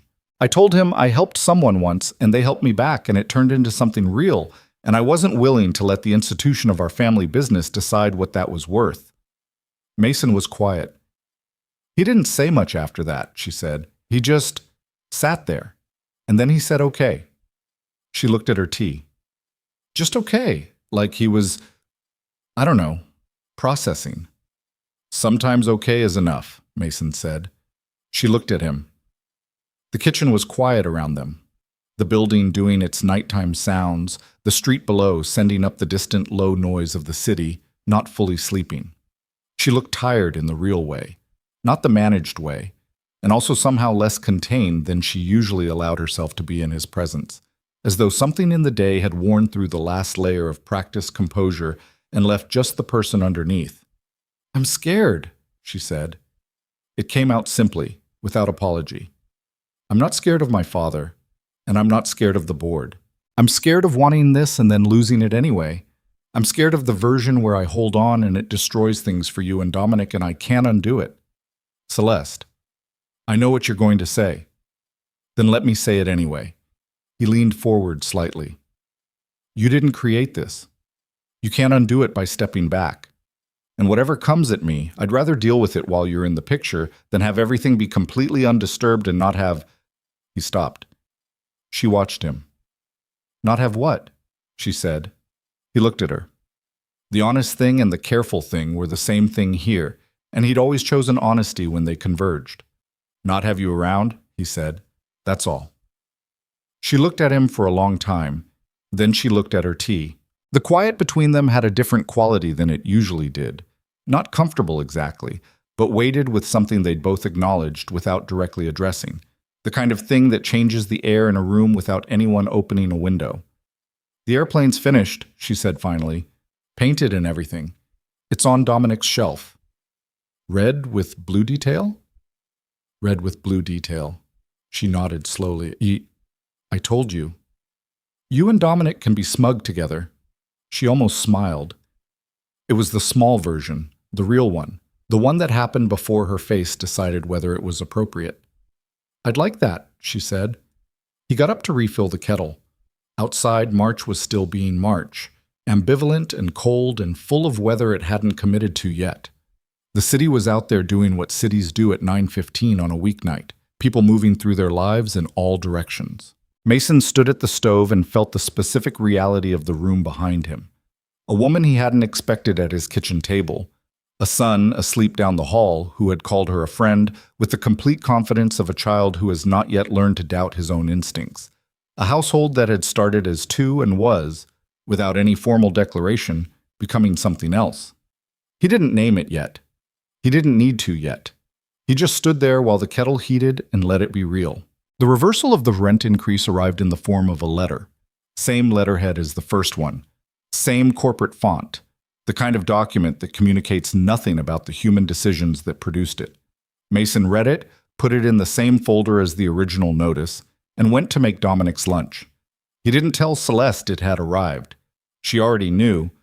She'd been the one to tell him it was coming, and there was something in being informed of the outcome before the outcome appeared that made him want to keep one small part of the situation as simply his own. He was grateful. He was also clear-eyed about what it meant, that the pressure could be applied and removed by people whose names he'd never know, which meant it could be applied again. He was not naive enough to call it resolved. What changed in April was quieter than what had happened in the months before it, and harder to name. The tabloid coverage had moved on to other targets.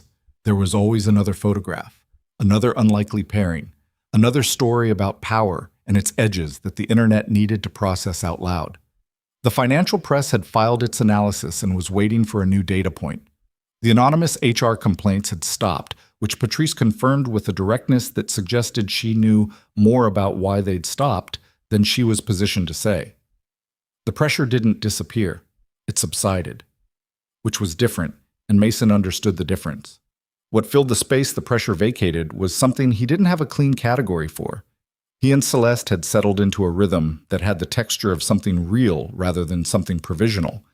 She came over, sometimes with food and sometimes without, sometimes staying for an hour, and sometimes for 4, sometimes when Dominic was home and sometimes when he wasn't. They cooked together once, badly, a pasta that Mason salvaged from what Celeste had started with the confidence of someone who had been cooking for herself for years, and the technique of someone whose household staff had always finished the job. Dominic ate it without complaint, which was the highest rating he gave anything. She started leaving things. Not deliberately, he thought. A book on the shelf, a coffee mug she'd brought that was nicer than his, A small plant on the windowsill above the kitchen sink that she'd arrived with one Saturday saying the apartment needed something alive in it, which he'd objected to on the grounds that he had no record of keeping plants alive, which she'd said was the point. It was a test. The plant was still alive in April. He watered it on Thursdays. The shift in Frederick Vaughn came slowly and was visible to Mason before it became visible to Celeste. Frederick called Mason directly for the first time in the second week of April, not through Celeste, not through an intermediary, from his own cell phone, a number Mason didn't recognize until the name came up on his screen, and he stood in the kitchen staring at it for 3 full seconds before answering. "I want to have a conversation," Frederick said. "Not an ambush. A conversation. Are you available Saturday morning?" Dominic's home on Saturdays. "Bring him," Frederick said. "There's a breakfast place on Michigan Avenue that does good pancakes. I've been told 8-year-olds have opinions about pancakes." Mason stood very still for a moment. "You've been told by who?" A brief pause. "My daughter mentions things," Frederick said, with the careful flatness of someone declining to be embarrassed. "Saturday at 9, if that works." It worked. He didn't tell Celeste until Friday evening. She went quiet when he told her, not troubled exactly, but recalibrating. "He called you himself?" she said. "His cell phone. He never—" She stopped. "He doesn't do that. He has people make calls." "I know. What do you think he wants?" "A conversation," Mason said. "That's what he said." She made a sound that was skeptical but not alarmed. "Watch what you agree to." "I know how to have a conversation, Celeste." "I know you do. I'm saying watch what he frames as simple, because he's very good at framing things as simple." "Noted." He paused. "You're not going to tell me not to go?" A moment. "Would it matter if I did?" "No," he said, "but I'd factor it in." "Then go," she said, "and call me after." The breakfast place was exactly the kind of place a man like Frederick Vaughn would know about. Tucked between 2 larger establishments on Michigan Avenue, no visible sign except a small brass plate, the kind of quiet that costs money to maintain in that part of the city. The host knew Frederick by name and showed them to a corner table that was slightly separated from the others, which Mason suspected had been arranged in advance. Dominic was dressed in his good jeans and the blue sweater Mason had asked him to wear, and he was handling the establishment's formality with the adaptability of a kid who had spent his life navigating different environments and understood intuitively how to read a room's expectations.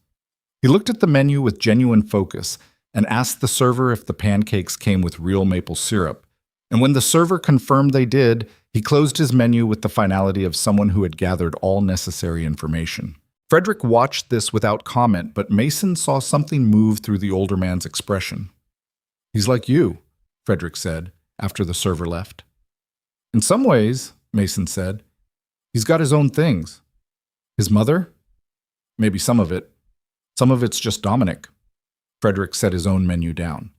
In the daylight of the restaurant, without the context of the intimidation visit to Mason's apartment or the formal gravity of the Vaughn Tower version of himself, he looked like something closer to an ordinary man in his 60s who was tired and working through something. The power was still there.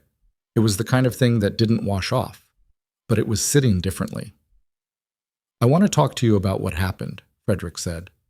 "Specifically the things that happened to you. The rent, the HR situation.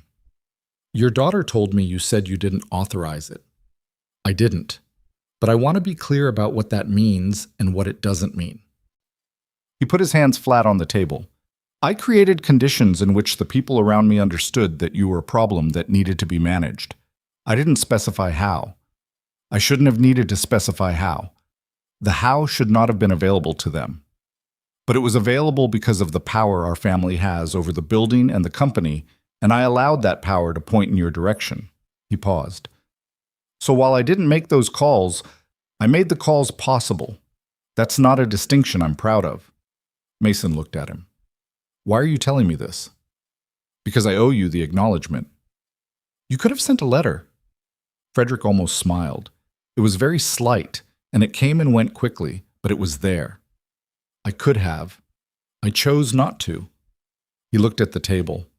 "My daughter told me something. She said you told her the difference between protection and control. He didn't elaborate on the specifics, didn't quote the conversation. I've been thinking about that. I have been thinking about it for several weeks. Dominic came back from the bathroom and slid into his seat and looked between the two men with the frank curiosity of a child who understood more about the room's atmosphere than adults generally credited him with. Are you guys talking about serious stuff? He said. A little, Mason said. Should I put my headphones in? You don't have headphones, Dominic patted his jacket pocket. I have one earbud. It's enough. Frederick looked at the child with an expression Mason couldn't fully categorize. It's all right, he said.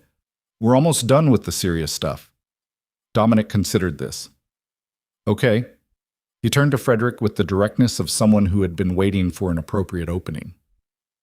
Celeste says you built the company from almost nothing after her mom died. Frederick blinked.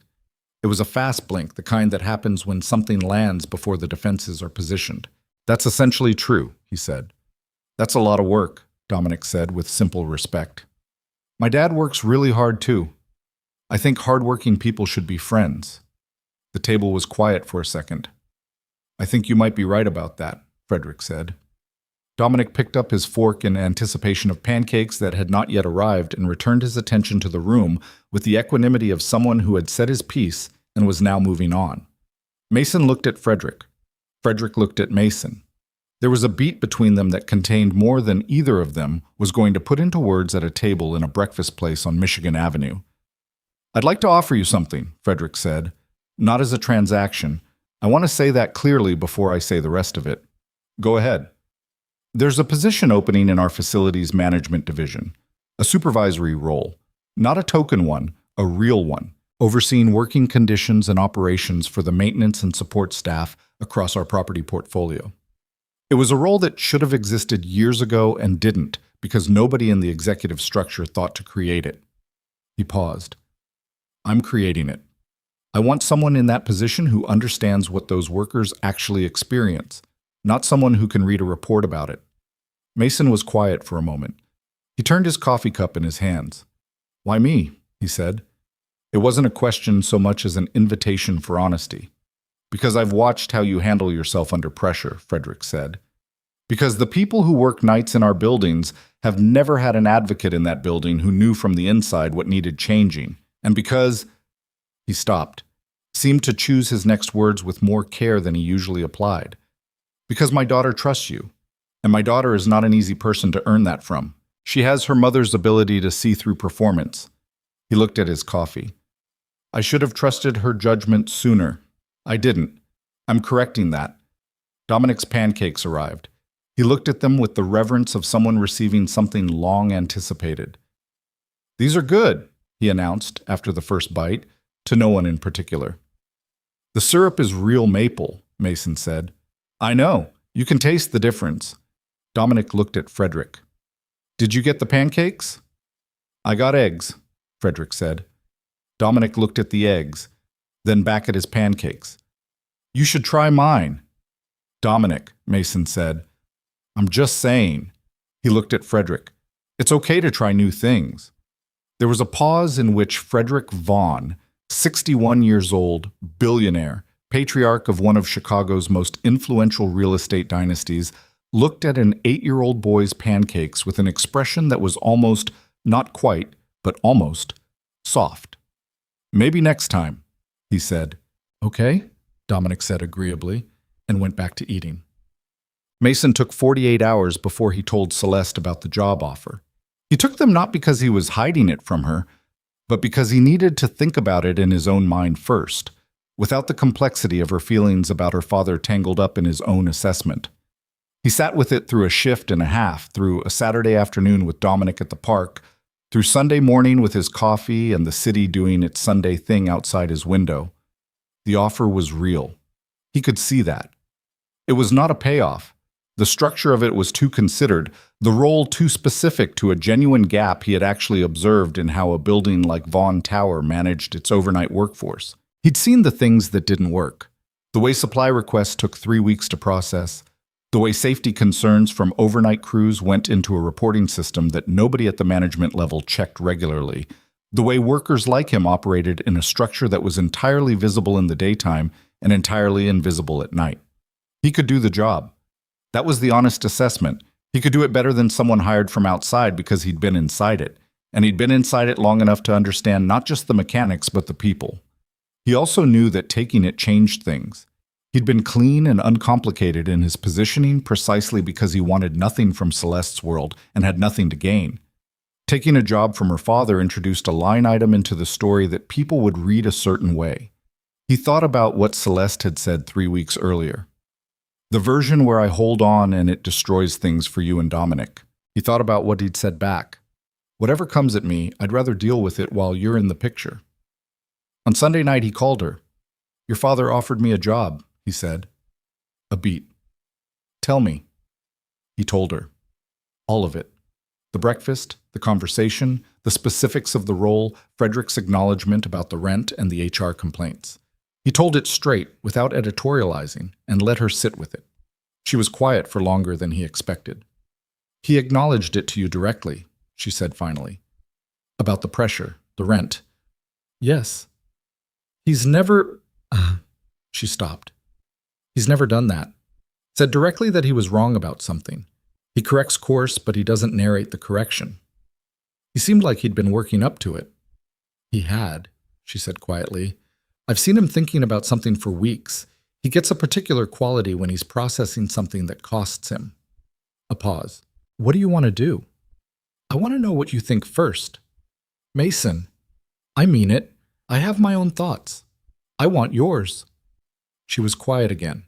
He heard her moving, the sound of her in her apartment, which he'd been to twice now, a place that had the quality of somewhere someone lives strategically rather than comfortably. All the right things in the right places and somehow still impersonal. I think the job is real, she said. I think it's something that needs to exist and you do it well. I think my father is trying to repair something, and this is how he knows how to do it, through systems and structures and decisions that can be put in a document. She paused. I also think you'll have to be careful. Taking something from my father's company puts you in a position where people can say you got what you were after. I know. And you still want to consider it. I want to do work that matters, he said simply. I've been good at my job. I've been good at it for 4 years, and it's paid the rent and kept Dominic fed, and I'm not ashamed of it. But this is a chance to change something real. That's not the same as wanting something from your family. I know the difference, she said. I'm not questioning your reasons. I'm telling you what it will look like to people who aren't me. Celeste. He leaned against the counter. Since when do I adjust what I do based on what it looks like to people who aren't in the room? A pause, and then quietly. Since never. Right. Okay, she said. Then take it, if you want it. I'll talk to your father Monday. Should I? She stopped. Should I be there? No, he said. This one I do myself. She seemed to understand that. Okay. A pause. Thank you for telling me. Always, he said. Tapashan. He called Frederick Monday morning and said he wanted to accept, with conditions. Frederick's response to the word conditions was a silence that lasted just long enough to be revealing, and then he said, Agreed, let's meet Wednesday. The conditions were not complicated.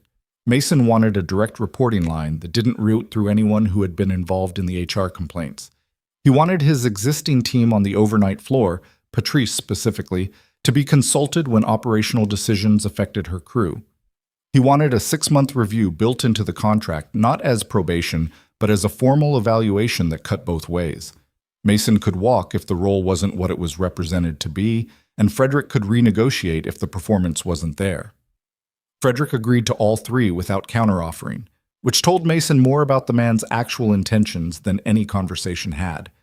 He gave Patrice his notice on Thursday. She took it the way she took most things, directly, without drama, with the particular warm pragmatism of a person who had managed people long enough to recognize when something was genuinely right for them.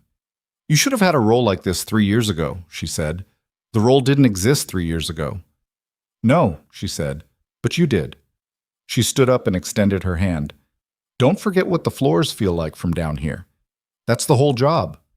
He shook her hand. I know, he said, That's why I'm taking it. Quote. He started in May. The first weeks were an education in the specific distance between knowing a system from inside it and knowing it from the level where decisions get made. He sat in meetings where executives discussed overnight maintenance costs in terms that had no relationship to the actual conditions those numbers represented. And he learned to translate, not to perform anger on behalf of the workers whose reality he was now representing, but to make the numbers mean what they actually meant. He wrote a 12-page operational review in his first month. It detailed 6 specific systemic failures and how the company managed its overnight workforce: the supply request backlog, the inadequate safety reporting channel, the inconsistent break scheduling on long shifts, the absence of any formal process for workers to raise concerns without going directly to a supervisor they might not trust, the outdated equipment on 4 floors of the North Michigan property, and the fact that the service elevators in 2 buildings were under maintenance contracts that hadn't been renewed in 3 years. He sent it to Frederick directly. Frederick forwarded it to the relevant department heads with a single line: "This is our baseline. What's the plan to address it?" 3 department heads responded within a week. A 4th called Mason directly, not to discuss the review, but to tell him that some of these issues had been raised internally before and never got traction, and that having someone in a formal position who could escalate things was, in that person's words, overdue. Mason thanked them. He went back to work. He was not comfortable in the role the way he'd been comfortable on the overnight crew, comfortable in the body knowledge way, the way you're comfortable with something you've done long enough to stop thinking about. The new role required a different kind of attention. He was learning how to hold ground in rooms where the default assumption was that he should defer, and he was learning it without becoming someone he didn't recognize. Dominic noticed the change, not in Mason's character, that his son tracked as constant, with the reliability of someone who has built their understanding of the world partly around that stability, but in the texture of their evenings, the way Mason came home from the new office, sometimes with a particular kind of tiredness that was different from the overnight tiredness, thinking tired rather than body tired. "Is the new job harder?" Dominic asked one evening, with characteristic directness. "Different kind of hard," Mason said. "Do you like it?" He thought about it honestly. "I like what it's for," he said. "I'm still figuring out the rest." Dominic nodded. "Celeste says it takes a while to feel like you fit a new thing." "When did she say that?" "When you were in the shower before dinner last Saturday." He picked up his fork. "She said you're the kind of person who takes new things seriously, so it takes longer, but you always get there." Mason looked at his son. "She talks to you about me," he said. "She talks to me about lots of things," Dominic said with the mild indignation of someone defending the breadth of a relationship. "But yeah, sometimes about you." The conversation with Frederick that mattered most happened in the 3rd week of May, and it didn't happen in an office. Mason was at the building, Vaughn Tower, his old building, doing a walkthrough of the overnight crew's updated supply protocols, when he ran into Frederick in the lobby at 7:15 in the evening. Both of them were slightly surprised by the other's presence, which meant it was genuinely unplanned, which was the only reason the conversation went the way it did. They stood in the lobby with the building traffic moving around them, and Frederick asked how the first weeks were going, and Mason told him honestly, the review, the responses, what was moving and what wasn't. Frederick listened with the focused attention of someone who was used to receiving information and processing it quickly. Then Frederick said, without transition, "She's happy." Mason looked at him. "Celeste," Frederick said, "I can see it. It's been a long time since I've seen her like this." He wasn't looking at Mason directly, his gaze somewhere toward the building's entrance. Her mother was the same way. She could be under more pressure than anyone and still have this quality, like she was operating from something internal that the external situation couldn't reach. Mason didn't say anything. "I drove that out of her," Frederick said. "Not with self-pity, just factually, the way you state something you've arrived at after a long time of not being able to see it clearly. I didn't mean to, but I needed her to be ready, and getting someone ready for the kind of world she was going to inherit. I thought that required hardness, preparedness. I thought soft edges were a liability." He paused. I was wrong about that. You built something real, Mason said. You did it alone and under real grief. That matters. It does, Frederick said, and it doesn't excuse the other thing. No, Mason agreed, but you don't have to choose between acknowledging both. Frederick finally looked at him. The two men held each other's gaze in the lobby of the building where they'd first existed on opposite ends of a power structure that had, somehow, over 4 strange and difficult months, become something else. You're not what I expected, Frederick said. I know, Mason said. You've mentioned it. I'm mentioning it again because I think I understand it better now. He straightened his jacket. I expected someone who wanted something, someone who was working toward a specific end. What you are is someone who just is what you are, all the way through. He paused. That's rarer than it should be. I had a kid at 24, Mason said. When that happens, you either figure out who you are fast or you fall apart. I figured it out. Dominic, Frederick said, and there was something in the way he said the name, like he'd been saying it in his mind and was now letting it into a conversation for the first time. Yeah. He told me I should try pancakes. Frederick said it as if he was still not quite sure what to do with the memory. At breakfast, he told me it was okay to try new things. He did, Mason said. He's right, Frederick said. As it turns out, he extended his hand and Mason took it, and the handshake was the kind that means something beyond the gesture itself. Acknowledgement, adjustment, a line being drawn under what the previous version of the relationship had been. They parted in the lobby. Mason went to find the overnight crew supervisor. Frederick went to wherever Frederick went at 7:15 on a Thursday evening. In the last week of May, Celeste called him at 10 at night, which wasn't unusual, but the quality of her voice was different, lighter, in a way that made him stand up straighter just hearing it. I had dinner with my father tonight, she said. How was it? We talked about my mother. She said it with the careful precision of someone handling something fragile enough that they're reporting on it rather than fully inside it. For the first time, I mean properly, not the version where he tells me what she would have thought about a business decision, the real version, who she was, what she was like when she was young. A pause. He showed me a photo on his phone. I'd never seen it. It was before I was born. She was laughing. She looked like someone I would have been friends with. Mason sat down on the couch. That's something, he said. It is. Her voice was steady, but he could hear the emotion behind the steadiness, held in check not by suppression, but by the careful attention of someone who was trying to stay present in the feeling rather than managing it from a distance.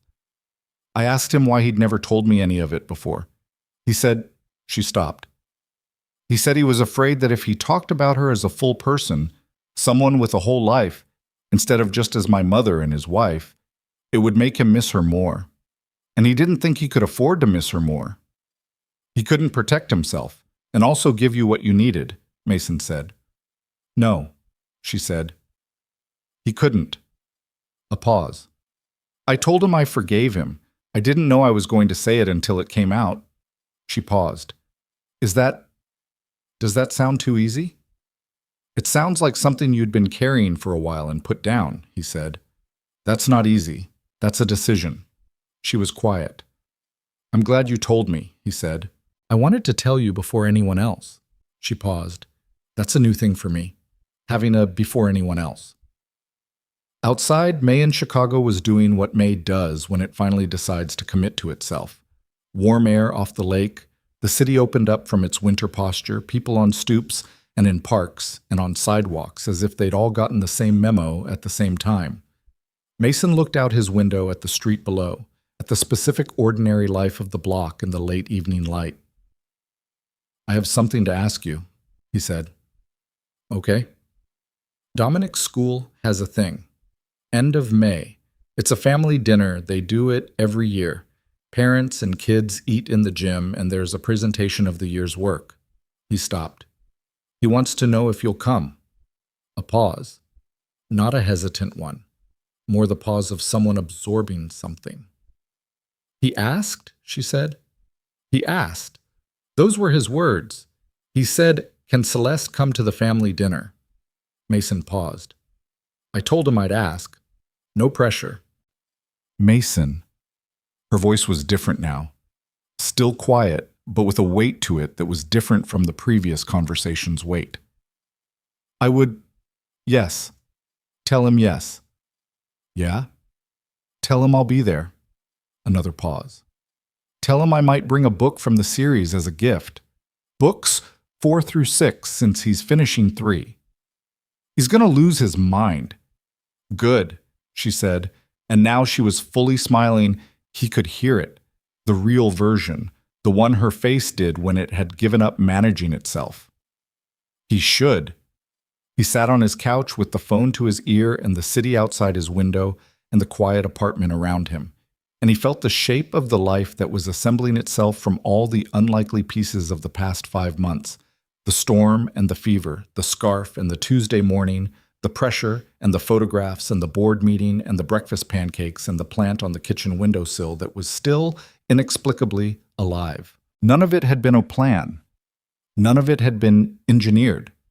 It had been a series of choices, most of them small, made by 2 imperfect people who kept deciding not to walk away from the difficult thing because the difficult thing was also the real thing. He was still figuring out the new job. His son still had the hair that wouldn't cooperate in the mornings. The budget still required attention. Frederick Vaughn was still a complicated man doing his best with the tools he had. The world still had opinions about a maintenance worker turned supervisor and the billionaire CEO who came to his kitchen table. None of that had resolved into something clean. But on the other end of the phone, Celeste was talking about which book she was going to bring and how she hoped Dominic wouldn't spoil the ending of book 3 before she got there. And Mason was listening and occasionally saying something and mostly just being present in the conversation. And outside the window, Chicago was warm for the first time in months. That was enough. More than enough. That was, in fact, everything. The school gym smelled like every school gym in every city. Floor wax and old wood and the specific institutional warmth of a building that had absorbed 30 years of children being loud in it. Round tables had been set up across the basketball court, each one with a paper tablecloth and a centerpiece that appeared to be a coffee can wrapped in construction paper and filled with markers, which Mason recognized as entirely Dominic's class's aesthetic. Dominic had been ready 40 minutes early, which was not a thing that had ever happened in the 8 years Mason had been responsible for getting him somewhere on time. He'd stood in the kitchen in his good clothes, watching the door with the barely contained energy of someone awaiting something specific. When Celeste knocked, he opened the door before she finished knocking. She was holding a paper bag and she crouched down to his level without making a production of it, just naturally, and handed it to him. He opened it and went to still. And the way kids go still when something exceeds their expectation by enough that the usual reaction hasn't loaded yet. Books 4, 5, and 6. The whole back half of the series, with a post-it on book 4 that said no spoilers until I'm caught up. This means you. Dominic looked at the books. Then at Celeste. Then at his father, who was getting his jacket from the hook by the door. She got all 3, Dominic said. I see that. Dad. I know, Dom. She got all 3. Put them on your shelf, we're going to be late. He put them on the shelf with a care that suggested they would not be moved without ceremony, and then he grabbed his jacket and they went downstairs and walked the 4 blocks to the school in the early June evening with Dominic between them, talking about the books at a pace that required Celeste to confirm she hadn't read ahead of him, which she did twice, which he verified with 2 specific plot questions that he was reasonably confident she couldn't answer from the back cover copy alone. She answered both correctly. He looked at her with the expression of someone revising their assessment. You actually read them, he said. I told you I was reading them. I know, but you actually read them. Dominic, she said, when have I told you I was going to do something and then not done it? He thought about this for a full block. Never, he said finally. There you go. He seemed satisfied by this in a way that went beyond the books, and he walked the rest of the way to school with the particular ease of a child who has taken a quiet measure of the world around him and found it solid. The family dinner was exactly what it was. Loud, imperfect, Slightly chaotic in the way school events are chaotic when the tables are too close together and the children have been patient all day and are now in a context that feels like celebration but has the texture of a Tuesday. Dominic's class project was a large illustrated map of the Chicago River system, and his contribution was a panel about the 1900 reversal of the river's flow, which he'd chosen himself and researched with the focused intensity he applied to anything that intersected engineering and history.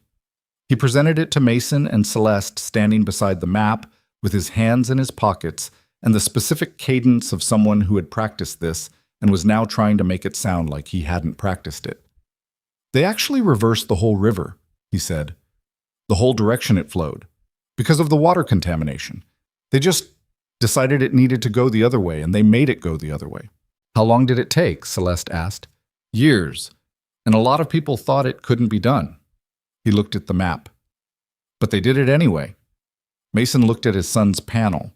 The neat lettering, the hand-drawn current direction arrows, the small notation in the corner that said sometimes the direction things flow can be changed if you decide it needs to. He'd written that himself, apparently. The teacher had mentioned it specifically at the start of the evening. He didn't say anything about it. Some things you just put in your chest and keep.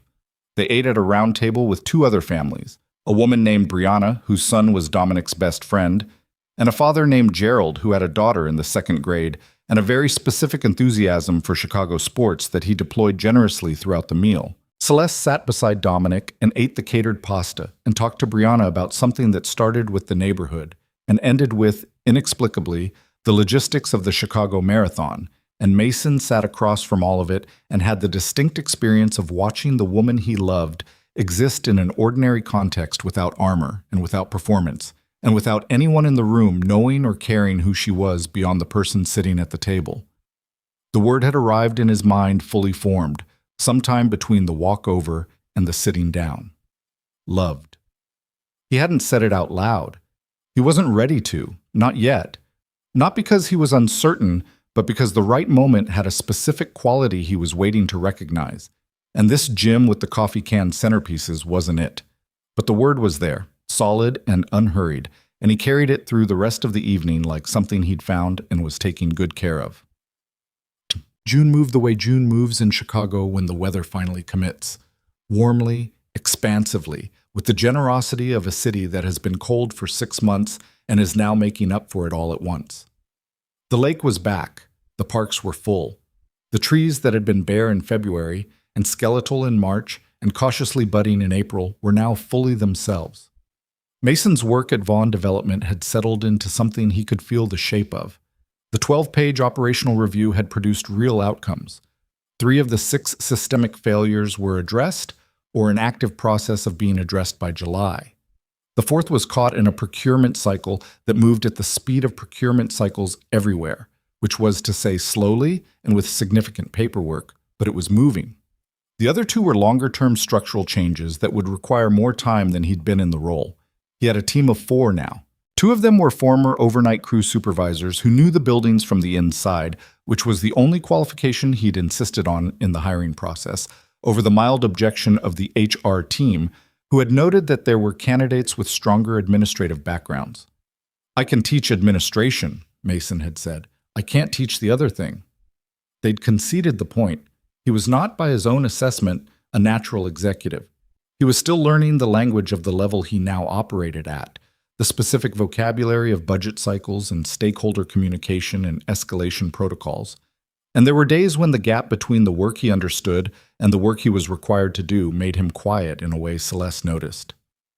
"You're doing it again," she said one evening in late June, sitting on his couch with her feet tucked under her and her laptop open to something she was only half attending to. "Doing what?" "Well, "The thing where you sit with a problem until you've turned it completely inside out, and then you don't say anything because you think you should have figured it out already." He looked at her. "That's specific. I've had 4 months to observe your habits." She set the laptop aside. "Tell me the problem." He told her. It was a departmental friction issue. One of his team leads was getting resistance from a building manager who had been in the company for 15 years and didn't see the new oversight role as legitimate. Not overtly hostile, but unresponsive in ways that accumulated into a pattern. She listened without interrupting, and when he finished, she said, "What have you tried?" He told her. "Okay. What you haven't tried is going around the building manager entirely and taking it directly to the property director with documentation, not as a complaint, as a process question. I want to make sure I understand the reporting structure in this building so I can support it properly." You're not attacking him. You're establishing your presence in the chain in a way that makes it clear the chain knows you exist. He looked at her. "What?" she said. "You're very good at this." "I've been navigating institutional friction since I was 22, she said. "It's almost muscle memory at this point."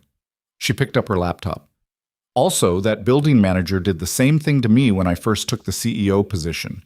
He's a tester. He pushes until you push back, and once you push back, he's fine. You could have led with that." "You needed to work through it first," she said simply. "You always understand things better when you've thought them through yourself." He didn't argue with that. She was right, and she knew him well enough to be right. And both of those facts were things he was still occasionally surprised by.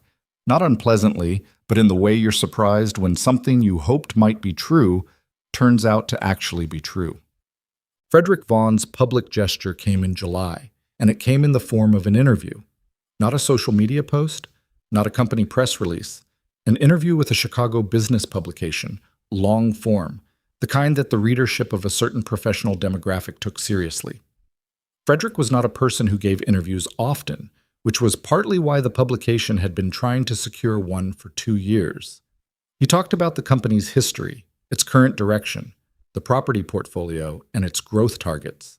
He talked about the importance of organizational structure and the ways companies calcify when the people in leadership stop listening to the people doing the actual work. And then, near the end of the interview, unprompted by a direct question about it, he mentioned Mason.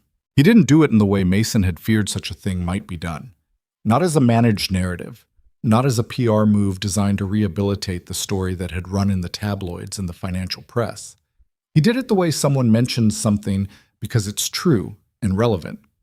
He said that the company had created a new oversight role earlier in the year, and that the person in the role was a former member of their overnight maintenance crew, and that this person had produced in his first month of work a clearer operational analysis of the company's facilities management failures than anything the company had generated internally in the previous 5 years. He said, in the publication's careful transcription, that he had been wrong to dismiss the value of people who worked in visible hours in buildings that powered visible wealth, and that correcting that mistake was overdue, and that the correction had come about not because of any executive initiative, but because someone had shown him, through the simple consistency of their character, that the dismissal was a failure of judgment rather than an accurate assessment.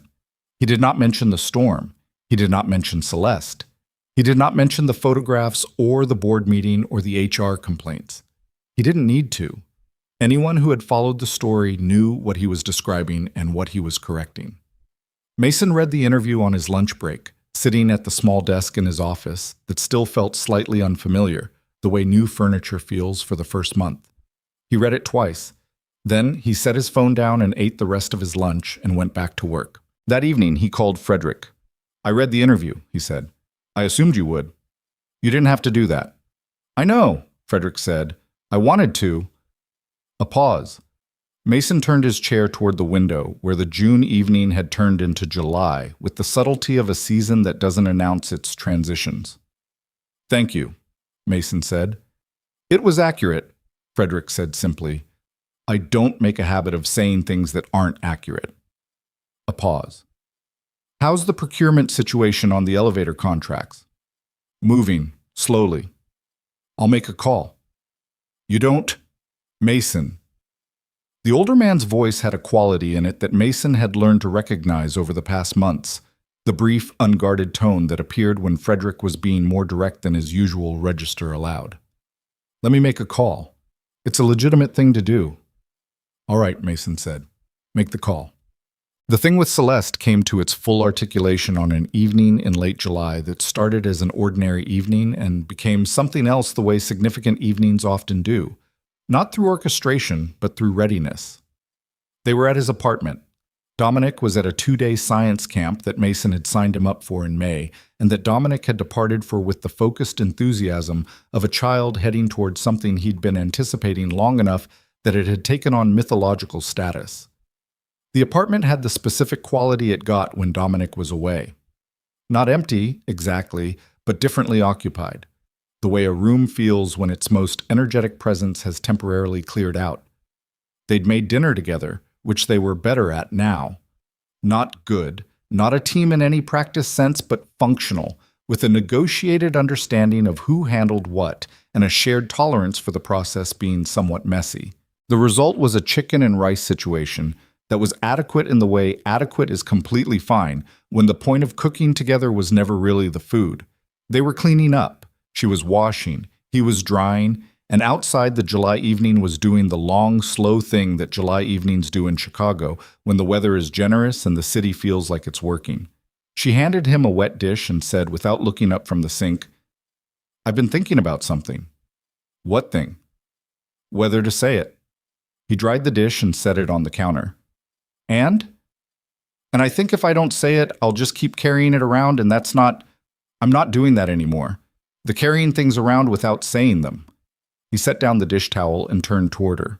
She was still looking at the sink, but with the quality of someone who isn't actually seeing what they're looking at.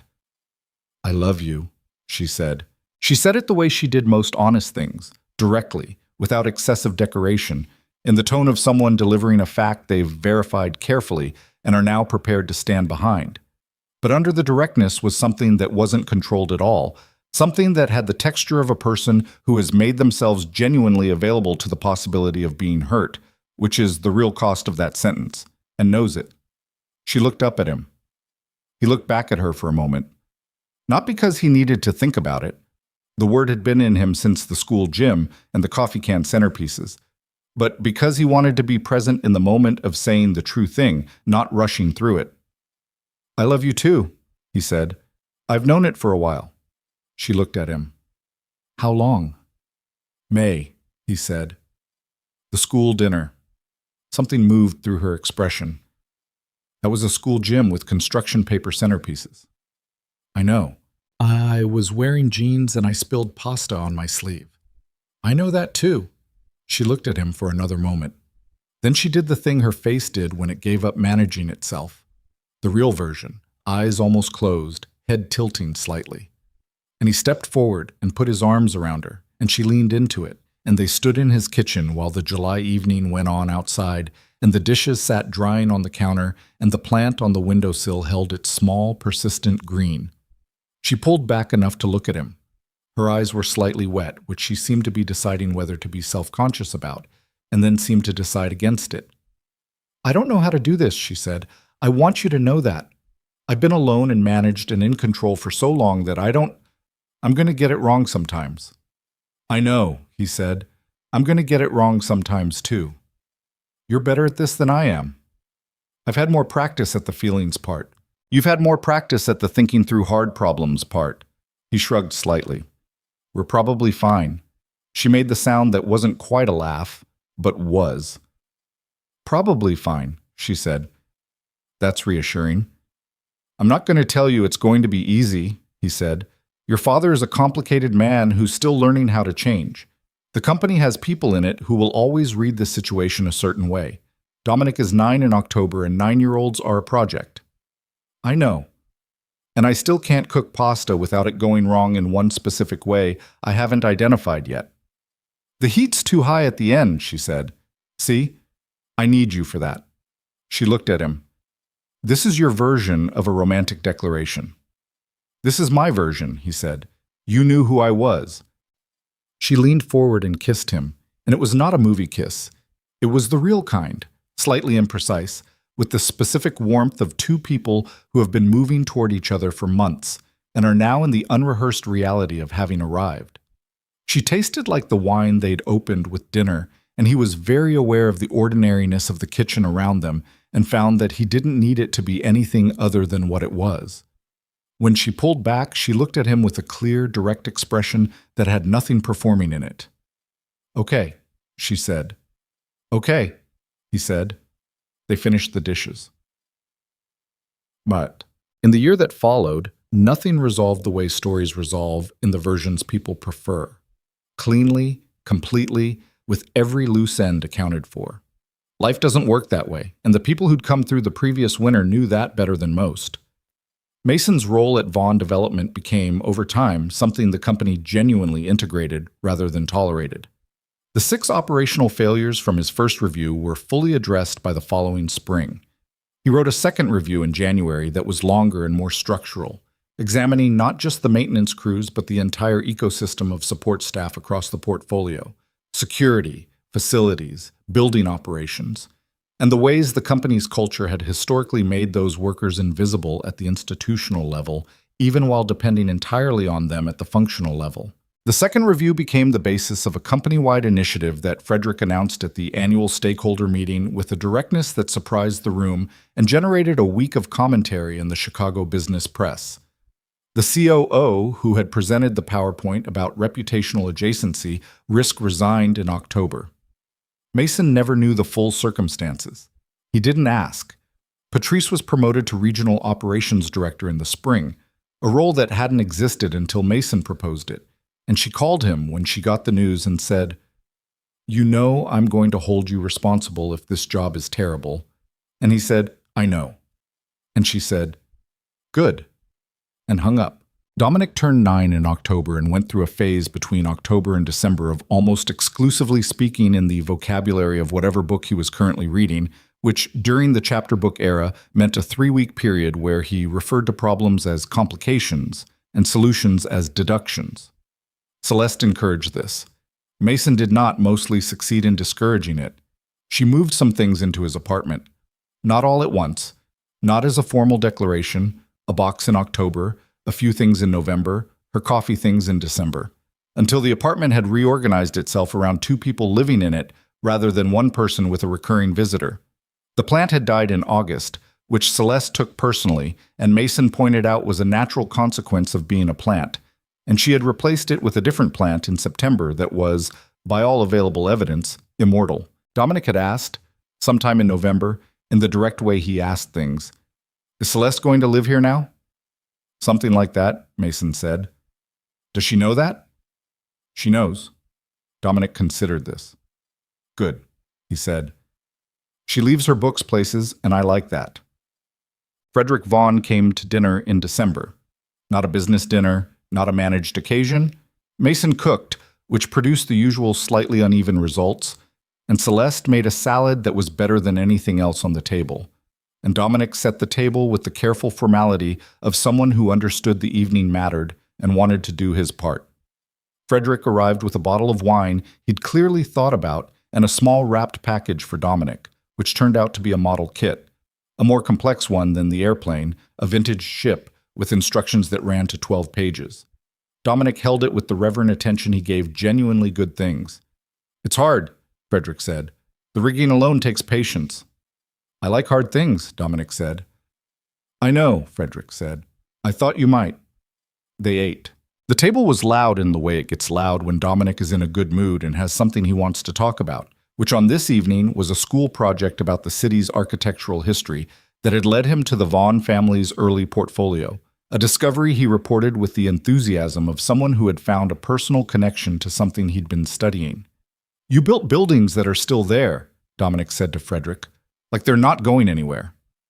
"Some of them," Frederick said. "Some didn't last." "Which ones?" "There was a warehouse on the south side," Frederick said.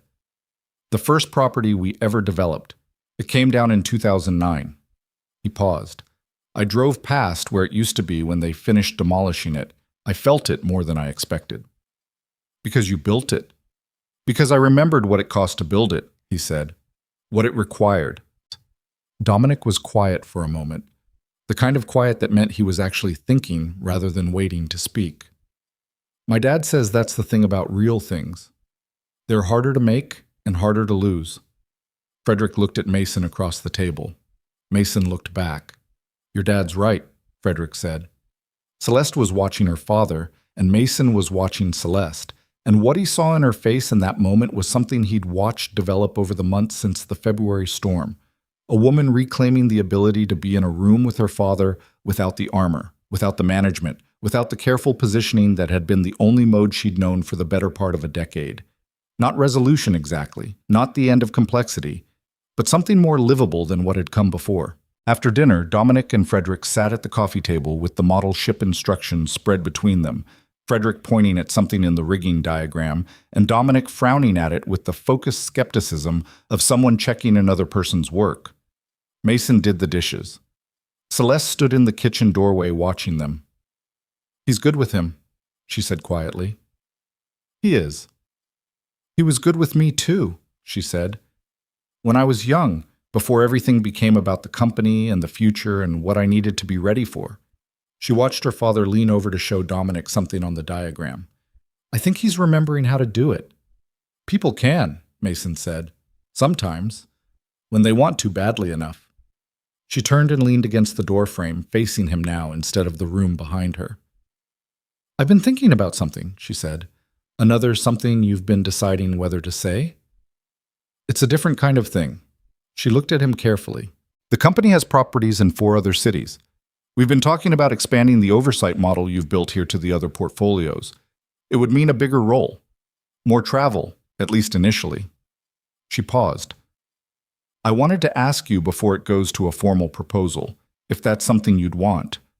Or if it would change things," he said. "Yes." He thought about it honestly, the way he thought about things that mattered. The overnight shifts had taught him something about the value of showing up to the actual reality of a situation rather than the version of it that was easier to manage. The actual reality here was that the work he'd been doing had an application beyond one city, and that applying it mattered, and that the size of the role didn't change who he was in it. "It doesn't change things," he said. "I'd want to understand the structure before I agree to specifics. But no, it doesn't change things." She nodded. And then, almost as an afterthought, "My father suggested it." Mason looked at her. "He presented it to me as an operational expansion," she said. "But I know what it also is. An acknowledgement." "Yes." She glanced back at the living room, where her father was now letting Dominic read the instructions back to him and correcting his interpretation of the rigging terminology. "He does that. He shows people what they mean to him through systems and structures instead of just saying it." She looked at Mason. "I used to find that frustrating. Now I think it's just how he's built. He's trying." "He is," Mason said. "It's enough," she said. "Hostie, not everything, but enough." The hallway on the 36th floor looked the same. Mason was there in January, 14 months after the storm, doing a routine walkthrough as part of the first annual review of the oversight program. He'd walked it dozens of times in his years on the overnight crew. He knew the carpet, the lighting at 60%, the particular sound of the HVAC, the L-shaped turn at the far end that led to the private executive elevator. He stood at the turn and looked at the spot of floor where he'd found her. Marble, clean, unremarkable. The building didn't carry the event the way people carry events. It was just floor. He thought about the 2 seconds in which he'd made the choice to go toward the sound instead of away from it. He'd thought about those 2 seconds a lot in the months since, not with the dramatic retrospection of someone narrating their own life, but with the genuine curiosity of a person trying to understand the machinery of how things happen. Because the thing he kept arriving at was that the choice hadn't felt significant when he made it. It had felt like the only option available to someone who was paying attention. He'd heard something, and he'd gone toward it, and everything else had followed from that. You don't get to know, in the moment, which choices are the ones that matter. That's the part nobody tells you.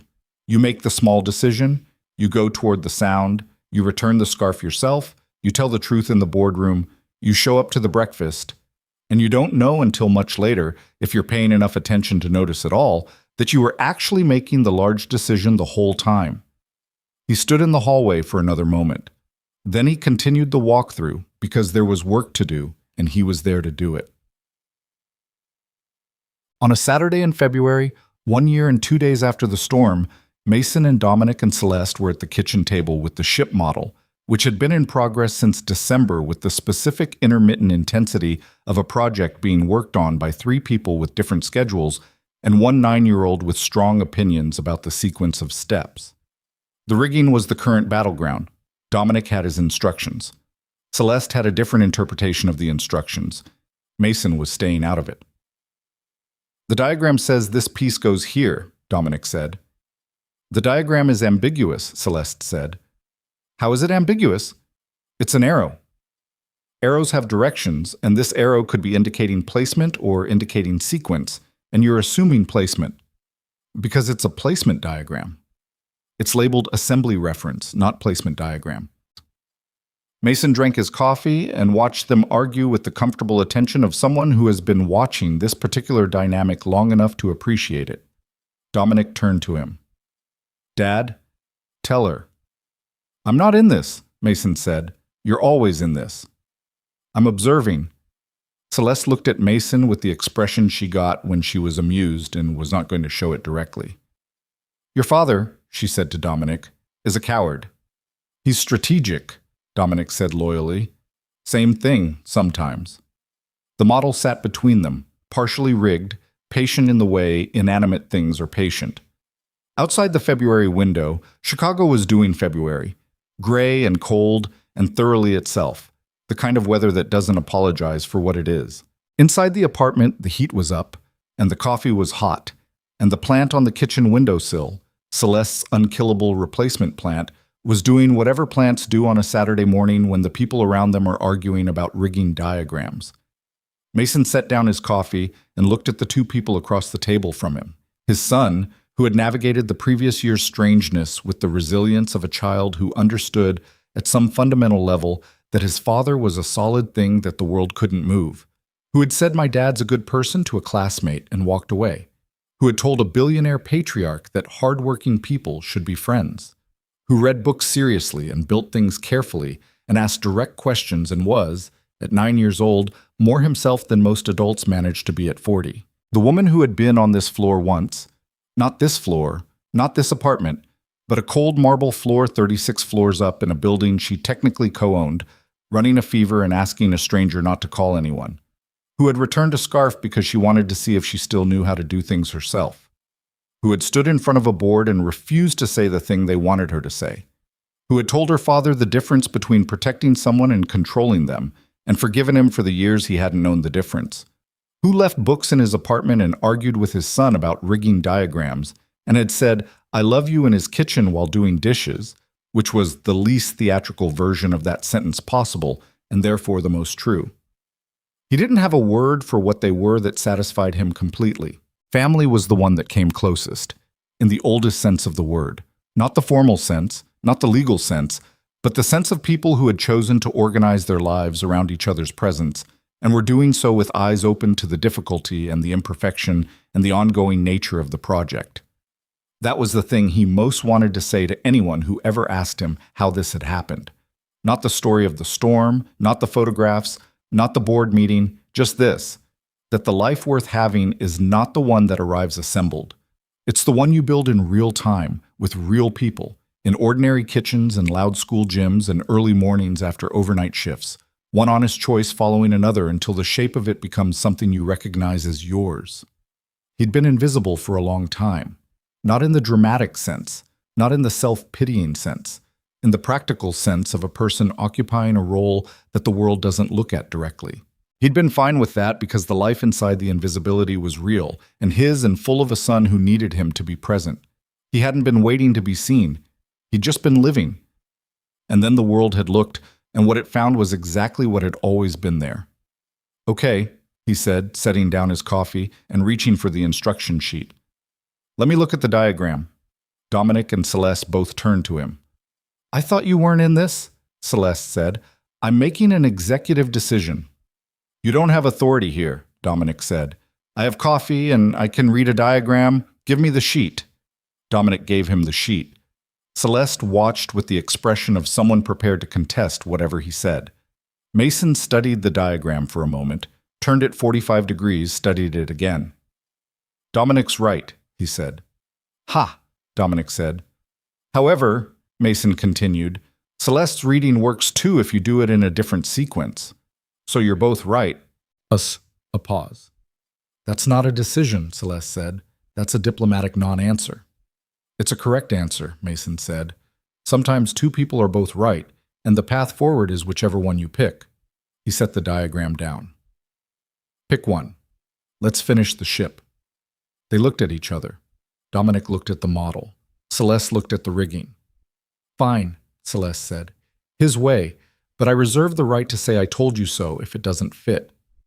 Noted, Dominic said, with a seriousness that was indistinguishable from his father's. They went back to work. The February morning went on around them. The city was out there being what it was, cold and large and full of lives being lived in all directions, full of choices being made without knowledge of their weight, full of ordinary hallways where extraordinary things begin. The ship was going to take at least 3 more Saturdays, maybe 4. That was fine.